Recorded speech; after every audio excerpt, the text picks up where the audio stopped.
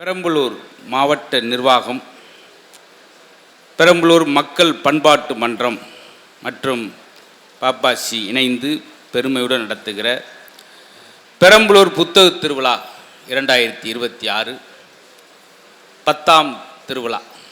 10 ஆண்டுகள் 9 ஆண்டுகளாக ஒரு இடத்திலிருந்து இப்போ 10ஆம் ஆண்டாக வேறு ஒரு மாற்று இடத்துல, எந்த இடத்துக்கு போனாலும் அங்கே தேனீக்களை போல் சுறுசுறுப்பாக அந்த இடத்தையும் நோக்கி வருவோம்னு சொல்லி போன ஆண்டு இருந்த அதே கூட்டம் கொஞ்சம் தொலைவில் இருந்தால் கூட சிரமப்படாமல் வந்திருந்த பெருமக்களை அன்போடு வரவேற்று உங்களை வணங்கி, ஊடகத்துறை சேர்ந்த பெருமக்கள், பத்திரிகை சுரந்த பத்திரிகை துறையினுடைய நண்பர்கள் அத்தனை பேருக்கும் நன்றி சொல்லி, இந்த விழாவிற்கு வந்திருக்கக்கூடிய இன்றைய தின நிகழ்ச்சியை சிறப்பிக்க வந்திருக்கக்கூடிய பெருமை மிகுந்து சிறப்பு விருந்தினர்களையும் அன்போடு வரவேற்று, தலைமையேற்றிருக்கக்கூடிய திரு சொர்ணராஜ் ஐயா அவர்கள், மாவட்ட ஆட்சியர் நேர்முக உதவியாளர் ஐயா அவர்களுக்கு எங்கள் பட்டிமன்ற குழுவின் சார்பில் நன்றி அன்பை அன்போடு சொல்லி, நிகழ்ச்சியை ஒருங்கிணைத்திருக்கக்கூடிய ரொம்ப பண்போடு வரவேற்று, நல்ல புத்தக வெளியிட்டு விழா, அறிவு சார்ந்த விஷயங்களை இந்த மேடையில் படைத்திருக்கக்கூடிய ஆபீசர்ஸ் கிளப் பெருமக்கள், பெரம்பலூரை சேர்ந்த அத்தனை நண்பர்களுக்கும் பெரியவர்களுக்கும் எங்கள் குழுவின் சார்பில் பெரிய நன்றி வணக்கத்தை அன்போடு சொல்லி மகிழ்கிறோம். இது அறிவு சார்ந்த அற்புதமான கூடம். கோயில் இல்லா ஊரில் குடியிருக்கக்கூடாது என்று சொல்வது எந்த அளவுக்கு ரொம்ப அழகானதோ, அதே போல் பள்ளிக்கூடம் இல்லாத ஊரில் குடியிருக்கக்கூடாது என்று சொல்வது எந்த அளவுக்கு சிறந்ததோ, அதே போல் வீடு கட்டும்போது ஒரு காலத்தில் கழிவறையோடு வீடு கட்டுவார்கள், அப்புறம் திண்ணை என்று இருக்கும், அப்புறம் படுக்கை அறை என்று இருக்கும். ஒவ்வொன்றுக்கும் ஒரு அறை இன்னைக்கு வீடு கட்டும்போது இப்போ கோம்தட்டுன்னு சொல்லி திரையரங்கத்தோடு வீடு கட்டுற முறையெல்லாம் வந்துடுச்சு. ஆனாலும் இனிமேல் அப்படி இருக்கக்கூடாது. வீடு கட்டும்போது ரொம்ப இல்லாட்டி ஒரு 5க்கு 5 அறையில் ஒரு 10 புத்தகமாவது வைத்து உங்கள் அடுத்த தலைமுறைக்கு, குழந்தைகளுக்கு படிப்பின் அவசியத்தை சொல்லித் தரும்படியாக ஒரு நிகழ்வு இருக்க வேண்டும் அப்படின்ற நோக்கோடு, எந்த ஊரில் கல்வி அதிகமாக இருக்கோ அந்த ஊரில் குற்றங்கள் குறைவாக இருக்கும். அந்த வகையில் நீ படிக்காமல் இருப்பதற்கு நீ பிறக்காமலே இருக்கலாம் என்று சொல்லி பிளேட்டோ என்கிற பெருமகான் சொல்கிறார். மாணவருக்கு கொடுக்கக்கூடிய சிறந்த பரிசு புத்தகம் என்று ஆபிரகாம் லிங்கன், வின்சென்ட் சர்ச்சில் போன்ற பெருமக்கள்லாம் சொல்லி மகிழ்கிறார்கள். புத்தகத்தை ரஸ்கின் எழுதிய ஒரு புத்தகம்தான் மகாத்மா காந்தியவே மாற்றிய பேராற்றல் மிகுந்த ஒரு புத்தகம். ஒரு மனிதனை மாற்றக்கூடிய சக்தி வாய்ந்தது. பார்த்தீங்களா எவ்வளோ விஷயம். அன்னை தெரசாவை மாற்றியது ஒரு புத்தகம் அல்ல, ஒரு பக்கம் அல்ல, ஒரு வார்த்தை. இந்த பூமியில் நீ பிறந்ததற்கான சேவை, நீ பிறருக்கு செய்யும் கூலி எதுன்னா பிறருக்கு நீ செய்யும் சேவை என்ற ஒரு வாசகம் தான் தெரசாவே இந்த பூமி கொடுத்தது. அப்படி ஒரு எழுத்து, ஒரு வார்த்தை ஒரு மனிதனை மாற்றும். சாதாரணமாக கன்னிமாரா நூலகத்தில் ஒவ்வொரு புத்தகங்களாக படித்து தன் மூளையில் ஏற்றியதால் தான் சாதாரண காஞ்சிபுரத்தில் CN அண்ணாதுரை இருந்தவர் பேரறிஞர் அண்ணாவாக மாற்றியது கன்னிமாரா நூலகம். இப்படி ஒவ்வொரு மனிதனையும் செதுக்கியது. என்னை கூட கேட்பாங்க, எப்படி சார் 200 வாரம் தொடர்ச்சி அந்த இதில் பேசுனீங்க? இன்றைக்கி மாதிரி இந்த சோசியல் மீடியா யூடியூப் இல்லாத காலத்தில் 200 வாரங்கள், அதனை தொடர்ந்து விஜய் தொலைக்காட்சியில் ஒரு 40 வாரங்கள், 240 வாரம் எந்த வித ரெஃபரன்ஸ் இல்லாமல், சோசியல் மீடியா இல்லாமல், யூடியூப் இல்லாமல் நாங்கள் 230 வாரம் பேசுனதுக்கு காரணம் இந்த புத்தகம் செய்த பெரிய ஒரு மந்திரம், ஒரு அழகு. உடம்புல இருமா. அதனால் நல்ல சபை. நாங்கள் நிரம்ப பண்ணிய பட்டிமன்றங்களையே பெரம்பலூர் பட்டிமன்றம் ரொம்ப சிறப்பாக இருந்து, அதை தொலைத்தொடர்புலையும் சரி, நிறையா சோசியல் மீடியாவிலும் சரி, காணொலியில் பார்த்து எல்லாரும் பாராட்டிய ஒரு பட்டிமன்றம் என்பதால் நம்ம ரொம்ப விரும்பி ரசித்து மறுபடியும் பெரம்பலூருக்கு வந்ததில் எங்களுக்கு கூடுதல் சந்தோஷம். இந்த நிகழ்வுக்கு மாவட்ட ஆட்சியர் அவர்கள் வந்திருக்கிறார்கள். அவருக்கும் எங்கள் பட்டிமன்ற குழுவின் சார்பில் அன்பான வரவேற்பையும் எங்களுடைய அன்பினையும் மகிழ்ச்சியும் அவர்களுக்கு மரியாதையுடன் தெரிவித்து எங்களுடைய அன்பை செலுத்தி மகிழ்கிறோம். இந்த நிகழ்வு உங்களுக்கான நிகழ்வு. நீங்கள் ரொம்ப ரசிக்கணும். ஒவ்வொரு விஷயத்தையும், ஒரு நாளையையும், ஒவ்வொரு மணித்துளியும் இங்கே ரசித்து வாழ வேண்டும் அப்படி என்பதற்காகத்தான் 2வது முறையும் எங்களுக்கு இந்த பட்டிமன்றத்துக்கு எங்களை அழைச்சிருக்காங்க. முதல் முறையாக நாங்கள் பேசும்போது இருந்த அதே வரவேற்பு இன்றைய தினம் இருக்கும் நம்பிக்கையோடு இந்த முன் வரிசையில் அமர்ந்திருக்கக்கூடிய முக்கியஸ்தர்கள், மாவட்ட ஆட்சியர்கள், நம்முடைய மாவட்ட நிர்வாகத்தைச் சேர்ந்த பெருமக்கள், பப்பாசி நிறுவனத்தைச் சேர்ந்த பெருமக்கள், ஆஃபீஸர்ஸ் கிளப் எல்லாருக்கும் நன்றி சொல்லிட்டு இப்பொழுது பட்டிமன்றத்தை நாங்கள் முறையாக தொடங்குகிறோம். அறிவு சார்ந்த மேடையில் நல்ல செய்திகளையும் நல்ல தகவல்களையும் இந்த மேடையில் படைப்பதற்காக வந்திருக்கிற அருமையான 4 படைப்பாளர்கள் இன்றைய தலைமுறைக்கு தலைப்புக்கு ஏற்ற மாதிரி இன்றைய தலைமுறைக்கு ஒரு தகவலை எளிமையாக சொல்வது. ஒரே விஷயந்தான் இருக்கும், அதை நம்ம சொல்லுவதை பொறுத்து.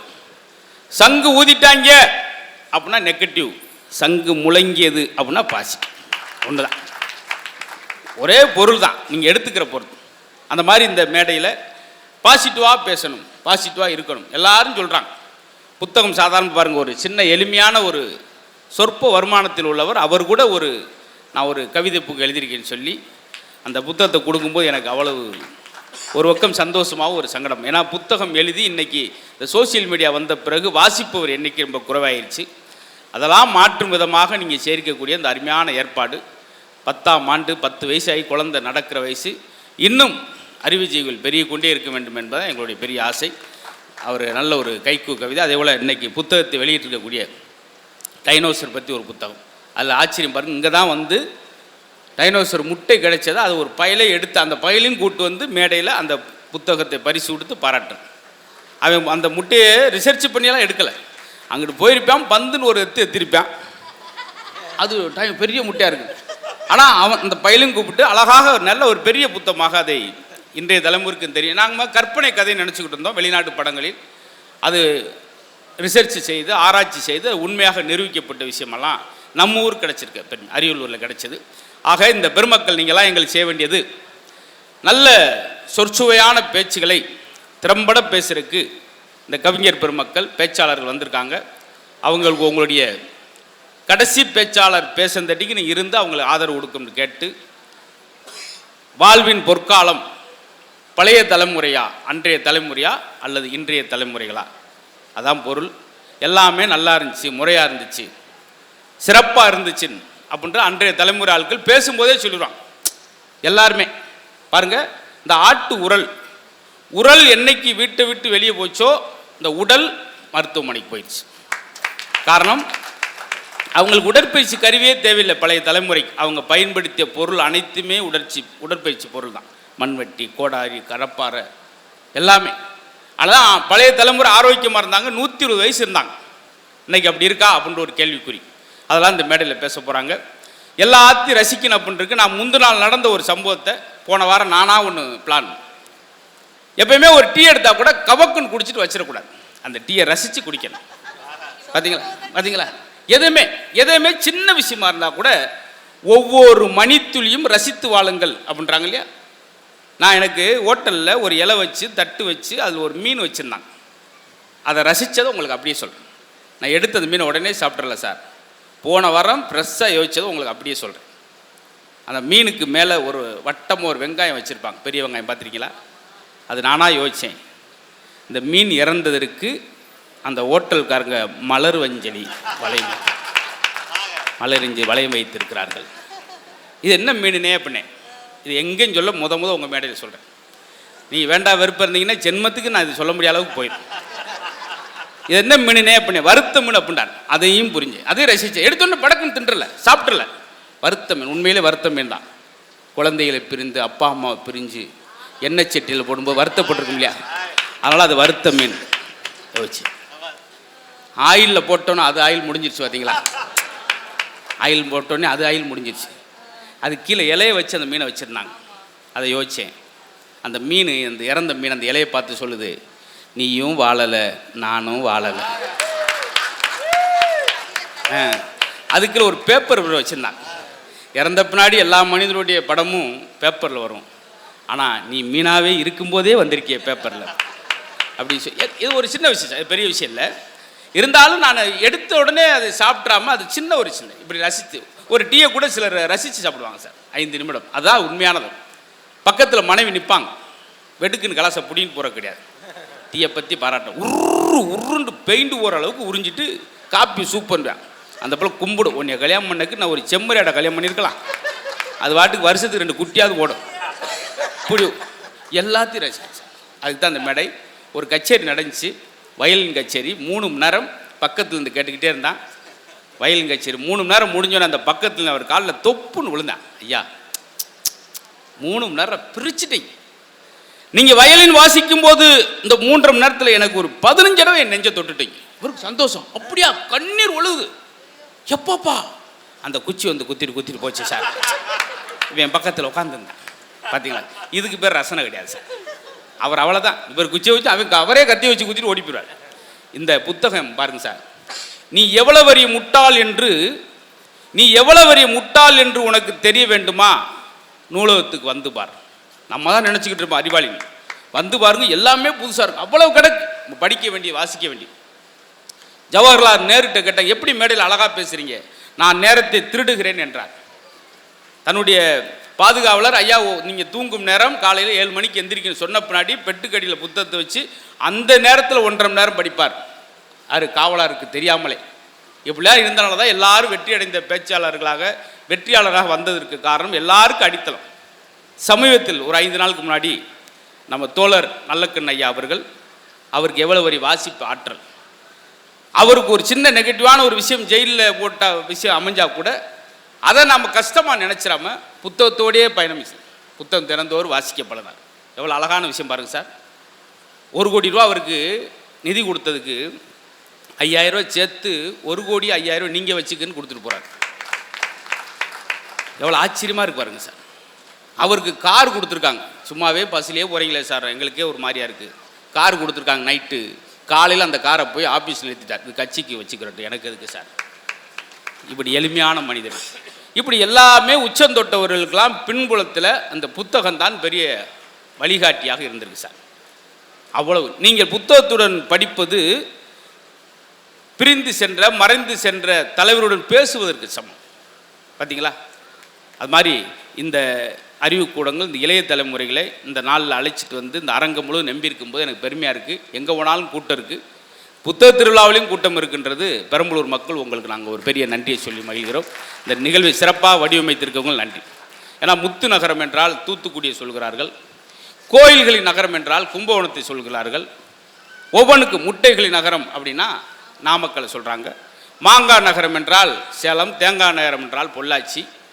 ஆனால் நல்ல அறிவாளிகள் நகரம் என்றால் எங்கள் பெரம்பலூராகத்தான் நாங்கள் இருக்கணும், காட்டுவோம், அதை மெய்ப்பிச்சும் காட்டுவோம்னு சொல்லி இப்போ நாங்கள் என்ன பெரிய சிறந்த நடன கலைஞர் யாரும் வரல, சிறந்த பாடகர் யாரும் வரல, ஆனால் வந்து உட்காந்துருக்கீங்க பார்த்தீங்களா, யாரும் கட்டாயப்படுத்தி வரல. இல்லை, ஏன்னா ஒரு ஆள் அப்படியே முழிக்கிறார், நாங்கள் எங்கெங்கே வந்தோம், வர வைக்கப்பட்டோம், அப்படியெல்லாம் உட்காந்துறேன் அப்படி வந்துடுறாங்க. அதே போல் நாங்கள் ஒரு நிகழ்ச்சி சொல்லிட்டு உங்களை ஆசையோடு பார்ப்போம். ஏன்னா எங்கள் கிராமத்தில் அங்கே டிஆர்ஓ சார் எங்கள் ஊரில் பணி புரிந்தாங்க. எங்கள் திண்ணையில் நான் படுத்திருக்கேன், நான் அந்த டிவியில் வந்தப்போ 18 வருஷத்துக்கு முன்னாடி படுத்திருக்கேன். எங்கள் அப்பத்தா உட்காந்துருக்கு, இன்னொரு பாட்டி எங்கள் அப்பத்தாட்ட கேட்குது, உன் பேரன் தினமும் பேக்க எடுத்துகிட்டு போகிறானே, என்ன வேலைக்கு போகிறான், அவன் சிரிப்பு காட்டுற வேலைக்கு போகிறான். எப்படி என்னை கவலைப்படுத்திக்கிட்டு பாருங்க, சும்மாவது விட வேண்டிய சிரிப்பு காட்டுறதா, ஆமாம் நாடகத்தில் பப்புனா வர்றான். இதுகளாக ஒரு பெரிய அருவி. ஆனால் அவங்கெல்லாம் சார் முன்னோர்கள், நம்ம கேலி கிண்டலாக பேசுகிறோம், மாட்டு வண்டியில் போனான்னு பேசுகிறோம். எங்கேயாவது மாட்டு வண்டியில் சென்று குடும்பத்துடன் பலி அப்படின்னு என்னைக்காவது பேப்பரில் நியூஸில் படிச்சிருக்கோமா? கிடையாது சார். அதனால் பழைய தலைமுறை வாழ்க்கை அழகான வாழ்க்கை, நிதானமான வாழ்க்கை, போதும்ன்ற மனசோடு தாங்க. நீங்கள் மகிழ்ச்சியாக வாழ வேண்டும் என்றால் உங்கள் வருமானத்துக்குள்ளே வாழ்கிறது மகிழ்ச்சிக்கு அளவே இல்லை. அடுத்தவனை மாதிரி வாழ நினச்சிங்கன்னா மகிழ்ச்சிக்கு வாய்ப்பே இல்லை. நம்ம ரசித்து சந்திரபாபுட்ட கேட்டாங்க, உங்களுக்கு சிறந்த பிடிச்ச நடிகர் யார் அப்படின்னு, நான் தான் அப்படின்றார். அப்போ என்ன, நம்மளுக்கே பிடிக்கணும். நான்லாம் ஒரு நாளைக்கு 800 கிலோமீட்டர் போகிறேன், என்ன எனக்கே பிடிச்சிடும். சிலர் பயணத்திலே ஒரு 10 பக்கம்லாம் எழுதுகிறேன். என்ன எனக்கு பிடிச்ச மாதிரி இருந்தால் தான் மித்தவங்களுக்கு பிடிக்கும். அந்த வகையில் மீண்டும் இந்த அழகான புத்தக திருவிழாவில் உங்களை சந்திப்பதில் மகிழ்ச்சி. என்னை செதுக்கியதே இந்த புத்தகம் தான் சார். ஒரு இடத்துல போனேன் சார், நேற்று உங்கள் நிகழ்ச்சி பார்த்தேன், காணொலியில் பார்த்தேன், எங்கள் அம்மா வந்து ஒரு இதய நோயாளி, உங்கள் தொடர்ச்சி அவங்க காணொலியை பார்த்த பின்னாடி சரியாயிருக்காங்கன்னு சொல்லும்போது இந்த மக்களுக்கு இன்னும் நிறையா சொல்லணும், வாசிக்கணும் ஒரு எண்ணத்தை தூண்டுது. பார்த்தீங்களா?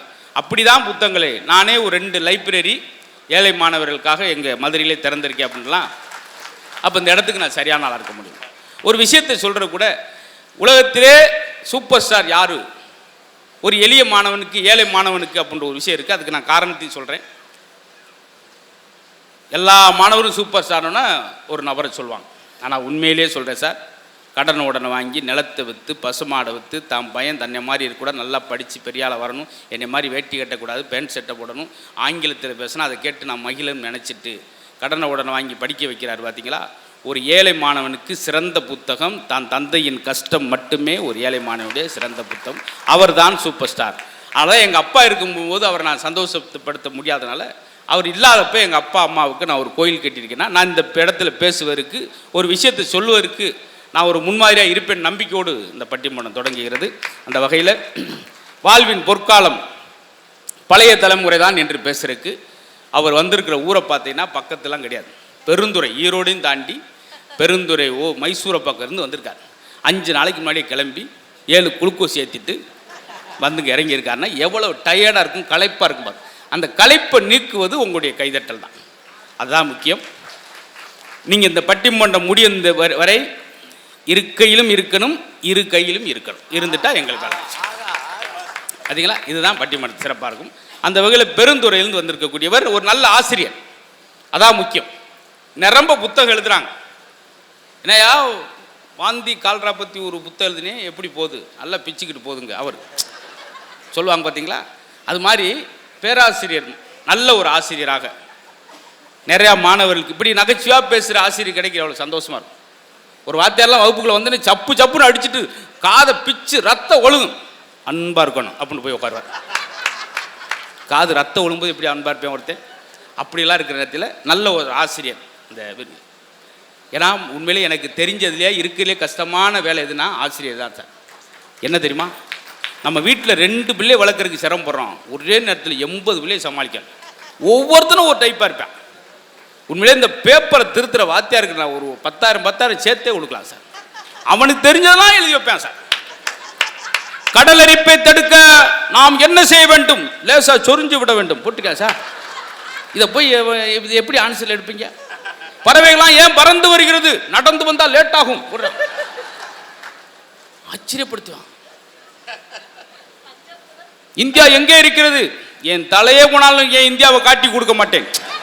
ஏண்டா கேள்வியா தான்டா. தங்கம் எங்க கிடைக்கிறது? எல்லா நகை கடையில் கிடைக்கிறது. எதுவுமே இல்லை, அவனா ஒண்ணு. அப்ப இதுக்கு கஷ்டப்படணும் வாத்தியார். ரைட்டு மாதிரி எழுதிருக்கான். அம்மோனியம் குளோரைடு எதை கொண்டு தயார் செய்யப்படுகிறது? அதுக்கு ஆன்சர் அம்மோனியம் குளோரைடு எதை கொண்டு தயார் செய்யப்பட வேண்டுமோ அதை கொண்டு தான் தயார் செய்யப்படுகிறது. வேறு எதை கொண்டும் இது தயார் செய்ய முடியாது. திரும்பி பார்த்தா வாத்தியார் சட்டையை கிழிச்சு தெருவில் ஓடுறார். யோயோ அதான் ஓட்டிருக்கான் சார், எதாண்டே ஓடலையா சார் யோண்டு அவர்வாவை நெஞ்சு வலி வந்து 2 குளுக்கோஸ் ஏற்றிட்டு ஐசோரில் படுத்துட்டான். பார்த்தீங்களா சார்? அதனால தான் பசங்களை இது ஒரு பக்கம் பாராட்டேன் சார். பசங்க வந்து பென் டிரைவ் மாதிரி இல்லாமல் அப்படி படித்து குருட்டு மனப்பான்மை பண்ணி எழுது மாணவனாக இல்லாமல் சுயம்பாக அப்படி பசங்களையும் இன்றைக்கி பாராட்ட வேண்டிய காலம். அந்த மாதிரி ஒரு கடினமான வேலையை கூட எளிமையாக செய்து பாராட்டப்பட்டு வரக்கூடிய பெருந்துறை சேர்ந்த ஆசிரியர் கோப்பார் ரவிக்குமார் அவர்களுக்கு ஒரு பெரிய கரகோஷம் கொடுத்து நல்லாசிரியர் விருது. அதான் முக்கியம். விருது கொடுத்துருக்காங்க, விருது வாங்கியிருக்காங்கன்னு கிடையாது. 2 மீனிங் இருக்குது. பார்த்தீங்களா? அந்த வகையில் அதே அன்னைக்கு இன்னும் வலிமையேற்று பேசுறதுக்கு இவர் இந்த பக்கம் பட்டுக்கோட்டையை தாண்டி அபிராம்பட்டினத்தில் வந்திருக்காரு. இவருக்கு என்ன வசதினா, இவர் காலில் ப்ரெஸ் பண்ணால் மட்டும் போதும், வாய் கொப்பளிக்கே தேவையில்லை, ஆண்டு வாசலை உட்காந்தா போதும், கடல் கரையை ஒட்டி ஒரு வீடு, அதான் சடார்னு அடிச்சுட்டு ஓடி போயிடும். அப்படி ஒரு வசதி, தண்ணி மிச்சம். வெறும் அந்த சட்டியை மட்டும் எடுத்து அடுப்பில் வச்சா போதும், மீன் அதான் வந்து உள்ள விழும், இவர் சூடு வழி சாப்பிட்டா போதும். கடற்கரை ஒட்டி இயற்கையோடு இணைஞ்சிருக்கார். அதனால் பேச்சு இயற்கையாகவே அமைது. அவர் ரொம்ப அழகு. நிரம்ப பட்டிமன்றம், பாட்டு மன்றம், நகைச்சுவை சார்ந்த காமெடி ஜங்ஷன், கலக்கு பேர் நிகழ்ச்சியெல்லாம் பங்கெடுத்தவர் அன்புக்குரிய அருமை சகோதரர் ராஜநிதி அவர்களுக்கு ஒரு உற்சாகமான கரகோஷம். பேர் அப்படி அமையணும் சார். ராஜநிதி. இன்னைக்கு அப்படி பேர் அமைதா சார்? திட்டிக்கிட்டே இருப்பா, சத்தம் போட்டுக்கிட்டே இருப்பா. அவளுக்கு பேர் சாந்தின்னு வச்சுருப்போம். சாந்தின்னு என்ன? அமைதியாக இருக்கணும்ல, அமைப்பே இருக்காது. அங்கே எவ்வளோ டீ தான் சார் வச்சுருக்கீங்க? ஏன்னா நாங்கள் எதுக்கு நிகழ்ச்சிக்கு வந்திருக்குமா ஹோட்டலுக்கு வந்திருக்குமாண்டே தெரியல. வந்துக்கிட்டே இருக்குது, ஒன்று ஒன்றா வந்துக்கிட்டு இருக்கு. பார்க்குறோம் கொஞ்சம் லேட்டானா சாரே ஊட்டி விட, சும்மா சாப்பிடுங்க சார். சார் இதெல்லாம் நம்ம தமிழுடைய பண்பாடு. அம்மா இருக்காங்க, இதெல்லாம் நல்ல ஊருக்கு வந்திருக்காங்க அவங்க பதவிக்கு. டிஆர் சோவர் எவ்வளவு அவங்க விருந்தோம்பல். தமிழுடைய உச்சக்கட்ட பண்பாடே விருந்தோம்பல் தான். பார்த்தீங்களா? எடுக்க வைக்க. சில ஊரில் நாங்கள் பேசுறதுக்கு முன்னாடி சார் ஒரு டீ அப்படின்னுவோம். யாருக்கு? என்னது டீயா? இப்போ என்ன பேசுறீங்க? உங்களுக்கு டீ பேசுங்க பார்ப்போம். நல்லா இருந்தால் டீ கொடுப்போம், இல்லாட்டி பால் டாயில் கொடுப்போம் அப்படின்ட்டாங்க. அதையும் இவர் வந்து கொஞ்சம் எடுத்துட்டு கொஞ்சம் சீனி போட்டு கொடுங்க அப்படின்னு. இதான் சார் வேணும் விருந்தோம்பல். ரொம்ப அழகு. ஆக ராஜநிதி அண்டு கோப்பா ரவிக்குமார் அவர்கள் வாழ்வின் பொற்காலம் பழைய தலைமுறை தான். பெரியவங்க வாழ்ந்த வாழ்க்கை சார். நிம்மதியான உறக்கம். நமக்கு பிடித்தவர்களால் நம்மோடு இருக்க வேண்டும் என்று நினைப்பதை விட நலமோடு இருக்க வேண்டும் என்று நினைப்பதான் இருக்கிறது வரைக்கும் போதும் சந்தோஷமா. அன்னைக்கெல்லாம் அந்த காலத்தில் ஏழைகள் அதிகமாக இருந்தாங்க, யாருமே கடனாளிகள் கிடையாது. அதான் பழைய காலம். கடனாளிகள் கிடையாது சார். இன்னைக்கு எல்லாரும் 2 கார் வச்சிருக்கான், ஆனால் அனைவரும் இஎம்ஐ கட்டிக்கிட்டு இருக்கோம். இஎம்ஐ கட்டுறது, அதாவது கடை வாங்கிட்டான்னா அது ஒரு இழிவான். லோன் கட்டுறாருன்னு ஒரு பெருமை. லோன் கட்டுறாரு, என் மருமை 1.5 லட்சம் லோன் கட்டுறாரு. அதுவும் கடன் தானே. இங்கிலீஷில் சொன்னால் அது என்ன பாலிசாக போயிடும். கார் 2 கார் 3 கார் வச்சுட்டு பூரா வசதியாக நாள் நினைக்காங்க. அது கடனில் வாங்கிய கார். அதனால தான் கடங்காரா அப்படின்ற வார்த்தை எப்படி வந்துச்சு. சும்மா சில நேரம் மீனிங்ஃபுல்லாக பேசிடுவோம், எங்களுக்கு அதிர்ச்சி. பழைய தலைமுறை வாழ்க்கை அவ்வளோ பண்பாடோடு இருந்துச்சு சார்.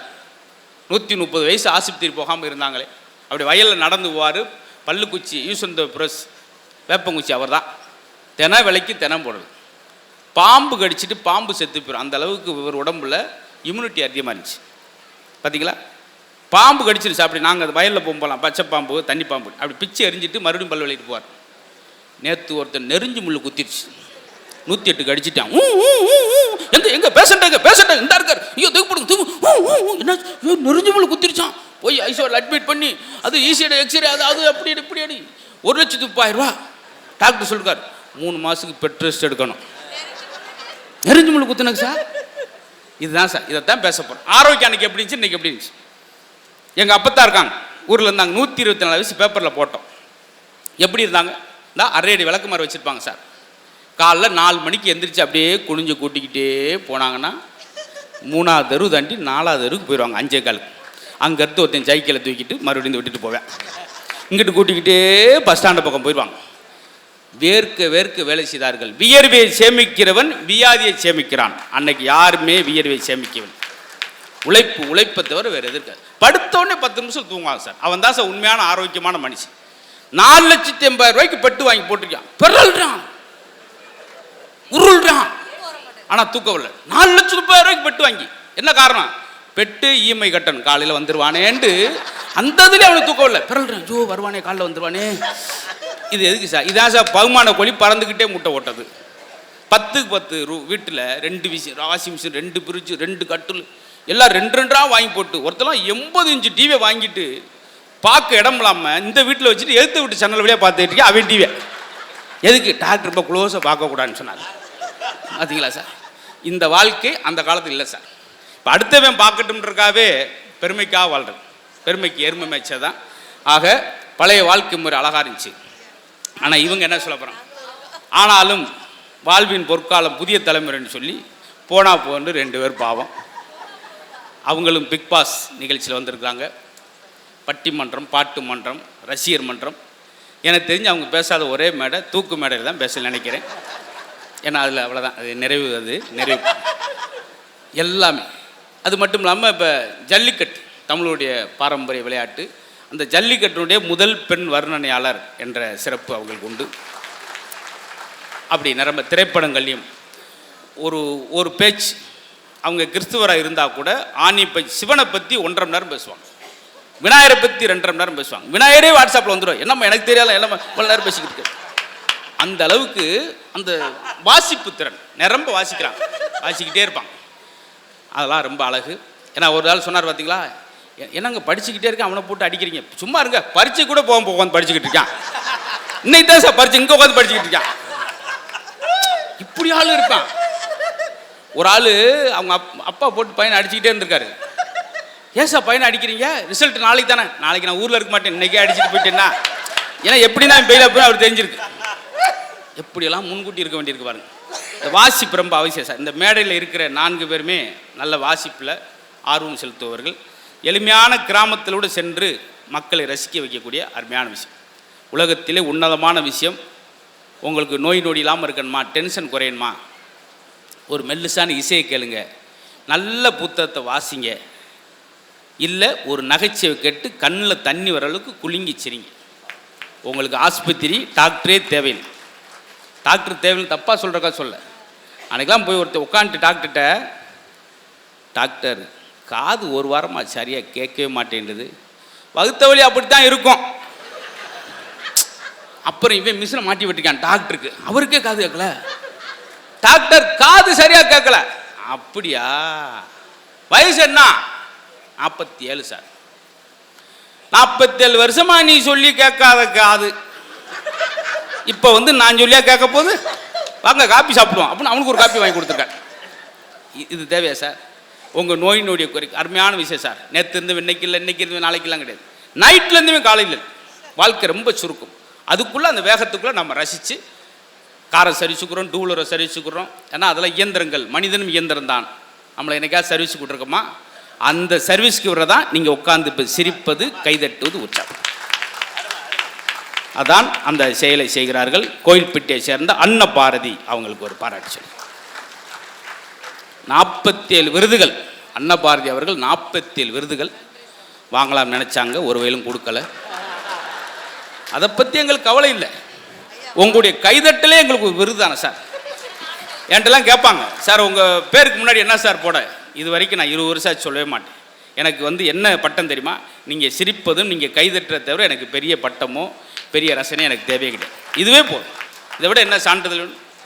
ஒரு ஒரு ஒரு நகைச்சுவை உருவாக்குவதற்கு சினிமாவில் என்ன செய்கிறாங்கன்னா, ஒரு பிஜிஎம் தேவைப்படுது, கூட 2 கோ ஆர்டிஸ்ட் தேவைப்படுது, மறுபடியும் எடிட்டிங் தேவைப்படுது, ஒன் மோர் போகலாம், ஒன் மோர் டேக் எடுத்துக்கிட்டே இருக்கலாம். 7வது 8வது டேக்கில் ஒரு காமெடி ஒர்க் அவுட் ஆகும். ஆனால் இங்கே பார்த்தீங்கன்னா ஒரு முறை சொன்னால் உண்டு, அவ்வளோதான். இதில் ரீடேக் போக முடியாது, பிஜிஎம் கிடையாது, லைவாக நீங்கள் சிரிச்சாங்க. அதனால தான் நிறையா சினிமாக்கள் கூட போகாமல் இந்த இதை ரொம்ப விரும்பி செய்கிற காரணம் இது. உடனடி ரிசல்ட் உங்கள்கிட்ட எனக்கு ஒரு நகைச்சுக்கு உடனடி. இதுவே எங்களுக்கு பெரிய சந்தோஷம். அந்த வகையில் கோயில்பட்டி அன்னபாரதி அவர்கள் இன்றைய தலைமுறை தான் அழகு பொற்காலம் என்று பேசுகிறாங்க. அதே போல் அவங்களும் சாதாரண ஆள் கிடையாது. கலக்கப்பியார் நிகழ்ச்சி நான் 2005 முதல்ல ஸ்டாண்டப் காமெடின்னு ஒன்று ஆரம்பித்தேன். அதான் முதல் ஸ்டாண்டப் காமெடி. அதில் ஆண்களாக பேசுகிறப்ப ஏன் பெண்கள் பேசக்கூடாதா அப்படின்னு சொல்லி திருச்சியிலேருந்து அவங்க அன்னலட்சுமி வந்தாங்க. அவங்களும் பிரமாதமாக தொய்வில்லாமல் வீரியத்தோடு விவேகத்தோடு பேசி மக்கள் மனசு இடம் பிடிச்சாங்க. பட்டிமன்றம் பாட்டு மன்றங்களையும் சிறப்பாக பாடுவாங்க, நல்லா பாடுவாங்க, கவிதை பேசுவாங்க, ரொம்ப கலவைக்கலாக பேசுவாங்க. ஆக பட்டிமன்றத்தில் நாங்கள் ஒரு மினி குட்டி மனோரமா என்று சொல்லக்கூடிய அளவுக்கு ஒரு பன்முக பேச்சாளர். அவங்க பன்முக பேச்சாளர், இவங்க இன்முக பேச்சாளர், சிரிச்சுக்கிட்டே இருப்பாங்க. ஆமாம், அப்படி திடீர்னு 3 மணி கூட வந்துருச்சு, அலாரம் வச்சு கக்கன்னு சிரிச்சுட்டு படுத்துக்கிடுவாங்க. இன்னைக்கு தேவைப்படுது. அன்னைக்கு ஒருத்தன் பார்த்து ஆச்சரியப்பட்டேன். அப்படி சிகரெட் குடிக்கிறான், சிரிக்கிறான், சிகரெட் குடிக்கிறான், சிரிக்கிறான். தம்பி என்ன ஒன்றுமே புரியலையே. சிகரெட் குடித்தா ஆயில் குறையும்டாங்க, சிரிச்சா ஆயில் கூடும்டாங்க, 2 இருக்கு நம்மக்கிட்ட. இது குறையுது, டக்குன்னு ஈக்குவல் பண்ணிக்கிட்டீங்க சார். எப்படி சார் இப்படி சிந்திக்கிறாங்க? நம்ம ஒன்று நினச்சா அவன் ஒன்று யோசிக்கிறான் சார். நிரம்ப விஷயங்கள் இருக்குது சார். அதனால் முறையாக பட்டிமன்றம் தொடங்குது. நியூட்டன் நான் 8வது படிக்கும்போது படித்தேன். நியூட்டன் வந்து அது மரத்தடியில் படுத்திருக்காரு, ஆப்பிள் மரத்துக்குள்ள. ஒரு ஆப்பிள் பழம் அவர் தலையில் விழுது, எடுக்கிறாரு, பார்க்குறாரு மரத்தை. ஏன் மேலேருந்து இந்த ஆப்பிள் பழம் விழுது? பூமியில் வந்து விழா மேலெல்லாம் போகணும். அப்போ பூமிக்கு புவியீர்ப்பு விசை இருக்குது அப்படி என்று நியூட்டனுடைய 3ஆம் விதின்னு சொல்லி அவர் கண்டுபிடிக்கிறார். பூமிக்கு புவியீர்ப்பு விசை உண்டு என்று, ஏன்னா மேலேருந்து ஆப்பிள் பழம் விழுந்தனால. இதை வாத்தியார் சொல்லிக்கிட்டு இருக்கார். பையன் சொல்கிறேன், நல்ல வேலைக்கு சார், ஆப்பிள் பழம் விழுந்தனால நியூட்டன் 3ஆம் விதி. பலாப்பழம் விழுந்தால் அவர் விதி முடிஞ்சிருக்கும். நம்மளாவது ஒரு பாடத்தை விட்டு நிம்மதியாக இருந்திருக்கலாம். அப்படி குறுக்கதாவே யோசிச்சுக்கிட்டே இருப்பேன் சார். ஆச்சரியமாக இருக்கும். ஆக புத்தக திருவிழாவில் பிரம்மாண்டமான பேச்சு எது அப்படின்னா, நீங்கள்லாம் கடைசி வரைக்கும் இருந்து கேட்பதான். அந்த அளவுக்கு அவங்க பேசுவாங்க நான் நம்புகிறேன். உங்களையும் நாங்கள் விரயம் பண்ணலை. இந்த நேரம் ரொம்ப முக்கியமானது. 4 மணிக்கு எந்திரிக்கிறவன் நானின்றாங்க, 5 மணிக்கு எந்திரிக்கிறவன் அறிஞன், 6 மணிக்கு எந்திரிக்கிறவன் மனிதன், 7 மணிக்கு எந்திரிக்கிறவன் எருமை என்கிறார்கள். அப்போ 8, 12 மணிக்கெலாம் 11 மணியா உனக்கெல்லாம் மிருகமே கிடையாது. அப்படிலாம் இருக்கிறப்ப இந்த நேரம் பொழுது போக்குவதற்கான நிகழ்ச்சி அல்ல, இந்த பட்டிமன்றம் பொழுது ஆக்குவதற்கான நிகழ்ச்சி. காரணம், மருத்துவர் சொல்கிறார், நீங்கள் 1 நிமிடம் மனது விட்டு எதை பற்றியும் கவலைப்படாமல் சிரிக்கும்போது ஒரு சொல் ரத்தம் ஊறும் என்கிறார். நீங்கள் இப்பொழுது 3 மணி நேரம் சிரிக்கப் போகிறீர்கள். ரத்தம் கொபோ கொபோ கொபோ கொபோ என்று ஊறி உங்கள் காது வழியாக மூக்கு வழியாக ஒழுதுருக்கலாம் வாய்ப்பு இருக்குது. எதுக்கும் பக்கத்தில் ஒரு யூசன் துறை கிளாஸ் ஒன்று வச்சுக்கோங்க. இதான் உண்மை. ஏன்னா நாங்கள் மேடையில் பேசும்போது சார், இப்போ யாராவது சுகரு பிபி இருக்கிறவங்க உங்கள் டெஸ்ட் எடுத்து பாருங்கள். 500 இருந்துச்சுன்னா பட்டிமன்றம் முடியும் போது எடுத்து பாருங்கள், 150 குறைஞ்சிருக்கும். அப்படியே எனக்கு வந்து எடுத்து பாருங்கள், 150லேருந்து 1450க்கு போய் எச்சில் நிற்பேன். 13 குளுக்கோஸ் ஏற்றுற அளவுக்கு. என்னன்னா எங்களுக்கு மூளை வேலை. இதை சொன்னால் ரசிப்பாங்களா, அப்படி சிரிப்பாங்களா அப்படின்னு. உண்மையிலே இந்த மாதிரி நல்ல ஒரு புத்தகத்தில் நிகழ்ச்சியெல்லாம் நீங்கள் ஊடகத்தில் கொண்டு செல்கிற ஊடகத்துறை சேர்ந்த நண்பர்களுக்கும் எங்களுடைய குழுவின் சார்பில் நன்றியை சொல்லிட்டு, இப்போ முதலாவதாக வாழ்வின் பொற்காலம் என்பது பழைய தலைமுறை தான் சார். அதற்கு முன்னாடி புத்தகம் என்றால் அழகான புத்தகம் என்று எந்த புத்தகத்தையும் சொல்லாதீர்கள். அழகான புத்தகம் என்று எந்த புத்தகமும் கிடையாது. புத்தகம் என்றாலே அழகுதான். அது தவறாக எழுதப்படுமே ஒழிய தவறான புத்தகம் கிடையாது. ஆக இந்த மாதிரி திருவிழாவில் எங்களுக்கும் ஒரு வாய்ப்பு. இந்த இளைய தலைமுறையை பேச விட்டு, இங்கே இருக்கிற அத்தனை பேருமே பெரிய பெரிய கல்வியாளர்கள், ரொம்ப படித்தவர்கள். ஆனால் அவங்களுடைய மனசு என்ன தெரியுமா, இந்த எளியவர்களை பேச விட்டு உட்கார்ந்து கேட்கின்ற எண்ணமே மிகச்சிறந்த எண்ணம், உயர்வான எண்ணம். அதற்கு நாங்கள் தலைவணங்கும். அது ரொம்ப முக்கியம். மேடையில் ரொம்ப நாகரிகமாக புத்தக வெளியீட்டு விழா பண்ணி எங்களை மரியாதை செஞ்சு உடனே ஆரம்பிச்சிட்டாங்க. அதான் மேடை. அன்னைக்கு ஒரு ஆள் ஒரு இவ்வளோ பெரிய சால்வையை கொண்டு வந்தார். 3 மீட்டருக்கு ஒரு சால்வையை கொண்டு வந்து விரிச்சு பட்டார் பட்டார் உதறினார். அது கீழே ஒரு நியூஸ் பேப்பர் கீழே விழுந்துச்சு. அதை எடுத்து எனக்கு பொத்திட்டு சால்வை அவர் கொண்டு போயிட்டார். நியூஸ் பேப்பரோடு உட்காந்துருக்கேன், சுற்றி சுற்றி நியூஸ் படிக்கிறேன். ஒரே வீட்டில் 3 பேர் கொலை. ரொம்ப நன்றி. அதுக்கு பேரெலாம் விழா கிடையாது. இந்த பார்த்தீங்களா சார், அத்தனை பேர் முகத்தில் இன்முகம். இதுதான் சார் வேணும். சிரிக்கும்போது குட் ஃபீலிங் என்று சொல்லக்கூடிய 4 ஹார்மோன்கள் சுரக்குது சார். என்டோர்பின் ஒரு அமிலம், செரோட்டின் ஒரு அமிலம், ஹைட்ரோஜன் ஒரு அமிலம், இன்னொரு அமிலம். நான் பாட்டுக்கு ஏதாவது தப்பாக சொல்லிடக்கூடாது இல்லையா? ஆமாம், நீ பாட்டுக்கு என்னங்க இந்த மாதிரி இங்கிலீஷ்லாம் பேசுகிறாரு இவர். இவர் எப்போ எங்கள் இந்த கிளி சோக்கு குருவி சோக்கு தானே சொல்லுவார். இன்றைக்கி என்ன கொஞ்சம் வளர்ச்சி அடைஞ்சு செரோட்டின் வரைக்கும் போயிட்டாரு அப்படி நினைக்காங்க. கொஞ்சம் நாங்கள் தயார் பண்ணிட்டு வர வேண்டிய சூழலில் இருக்கோம். அதனால் நல்ல குட் ஃபீலை உருவாக்கக்கூடிய சார். நல்ல ஒரு அழகான புத்தகம் படிக்கும்போது நம்ம மனநிலை பரவசமாகும் போது அந்த அமிலம் சுரக்கிற மாதிரி சிரிக்கும்போது சார், சிரிக்கும்போது மட்டும் உடம்புல உள்ள 6 லட்சம் நரம்பு செயல்படுது சார். அங்கே ஒரு ஆள் கைதட்ட வந்துட்டு 6 லட்சம் நரம்பா என்ன உட்காந்து என்ன மாதிரி பேசுகிறான்? எம்பிபிஎஸ் டாக்டர் இவ்வளோ எக்ஸ்பிளைன் பண்ண முடியாது தம்பி. வாத்தியார் சோக்கு சொன்னால் மரியாதை இருக்குது, ரைட்டு. நியூட்டன் 3ஆம் விதி எதை எங்கே விதி கேட்டு தொலைஞ்சான். 6 லட்சம் நரம்பு உனக்கு கொஞ்சம் அதிகபட்சம் தம்பின்னு சொல்லாங்க. கேளுங்க, நாங்கள் படித்தவங்களுக்காக பரிமாறுறோம், கேட்டு மகிழுங்கள். இந்த நிகழ்வு முழுக்க முழுக்க உங்களுக்காக, உங்களுடைய நோயை குறைக்கக்கூடிய மிகப்பெரிய ஒரு நல்ல வார்த்தை 10 டானிக்கு சமம். அழகு என்பது முகத்தில் மட்டுமல்ல, சில நேரம் இதயத்திலும் நல்ல வார்த்தையிலும். நம்மளை சங்கடப்படுத்துறதுக்கு சுற்றி 10 பேர் இருப்பான், இருந்தாலும் நம்மளை ஆறுதல் படுத்துறதுக்கு ஒருத்தர் இருக்கிறதுனால தான் இன்ன வரைக்கும் இந்த மனித இயங்கி கொண்டே இருக்கு. உங்களுக்கு ஆறுதலாக இந்த பட்டிமன்றம் அமையும் என்று சொல்லி, முதலாவதாக அருமை தம்பி ராஜநிதி அவர்கள் இந்த மேடைக்கு வருகிறார். உங்களுடைய கரகோஷத்துக்கு காப்பியமாய், காவியமாய், ஓவியமாய், கவிதையாய், கதையாய், கட்டுரையாய், இலக்கியமாய், இதிகாசமாய், இன்னிசையாய், இன்னும் செம்மையாய், செம்மொழியாய், கன்னி தமிழாய் இருக்கின்ற என் அன்னை தமிழை வணங்கி என் உரையை துவங்குகின்றேன். மதிப்பிற்குரிய நடுவர் அவர்களே, மரியாதைக்குரிய பெரியோர்களே, ஆன்றோர்களே, சான்றோர்களே, இந்த விழாவிற்கு வருகை தந்திருக்கின்ற மாண்புமிகு மாவட்ட ஆட்சியர் அவர்களே, அவரோடு வருகை புரிந்திருக்கின்ற அலுவலர்களே, இங்கே கூடியிருக்கின்ற பெரியோர்களே, அன்பர்களே, உங்கள் அத்தனை பேரையும் வணங்கி மகிழ்கின்றேன். கைத்திற்கு ஒன்றும் தப்பு கிடையாது. பாத்தீங்களா நடுவர்களே, ஒரு அற்புதமான தலைப்பு. வாழ்வின் பொற்காலம் எது? பழைய தலைமுறை வாழ்ந்த காலமா இல்ல புதிய தலைமுறை வாழ்ந்த காலமா அப்படின்னு ஒரு நல்லது ஒரு தலைப்பை கொடுத்துருக்கீங்க.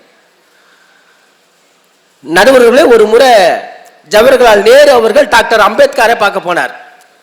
டாக்டர் அம்பேத்கரை பார்க்கும் பொழுது பார்த்துட்டு வெளியில வர்றாரு. நிருபர்லாம் வெளியில நின்னாங்க. அப்ப பத்திரிகை நிருபர்லாம் கேட்டாங்க, அம்பேத்கர் வீட்டுக்கு போனீங்களே, என்ன தெரிஞ்சுக்கிட்டீங்கன்னு கேட்டாங்க. அதுக்கு ஜவஹர்லால் நேரு அவர்கள் என்ன தெரியுமா சொன்னாரு? நான் எல்லார் வீட்டையும் போலையும் டாக்டர் அம்பேத்கர் வீடு செங்கற்களால் கட்டப்பட்டது என்று தான் நினைத்தேன். ஆனால் அம்பேத்கர் வீடு செங்கற்களால் கட்டப்பட்டதல்ல, அது புத்தகங்களால் கட்டப்பட்டது என்று சொன்னார். நடுவர்களே, தமிழ்நாட்டில் இருக்கிற ஒவ்வொரு ஊருக்கும் ஒரு பெருமைகள் இருக்கு, ஒரு சிறப்புகள் இருக்கு. அதுல நம்முடைய இந்த பெரம்பலூர் இருந்த மண்ணுக்கும் இந்த மக்களுக்கும் மிகப்பெரிய ஒரு தனி சிறப்பு இருக்கு, தனி ஒரு பெருமை இருக்கு. நான் எல்லா ஊரையும் சொல்லிட்டு கடைசியா அந்த பெரம்பலூருக்கு என்ன பெருமை அப்படின்னு சொல்றேன். இங்க உள்ள மக்களே உணர்ந்து கைத்தட்டுவாங்க.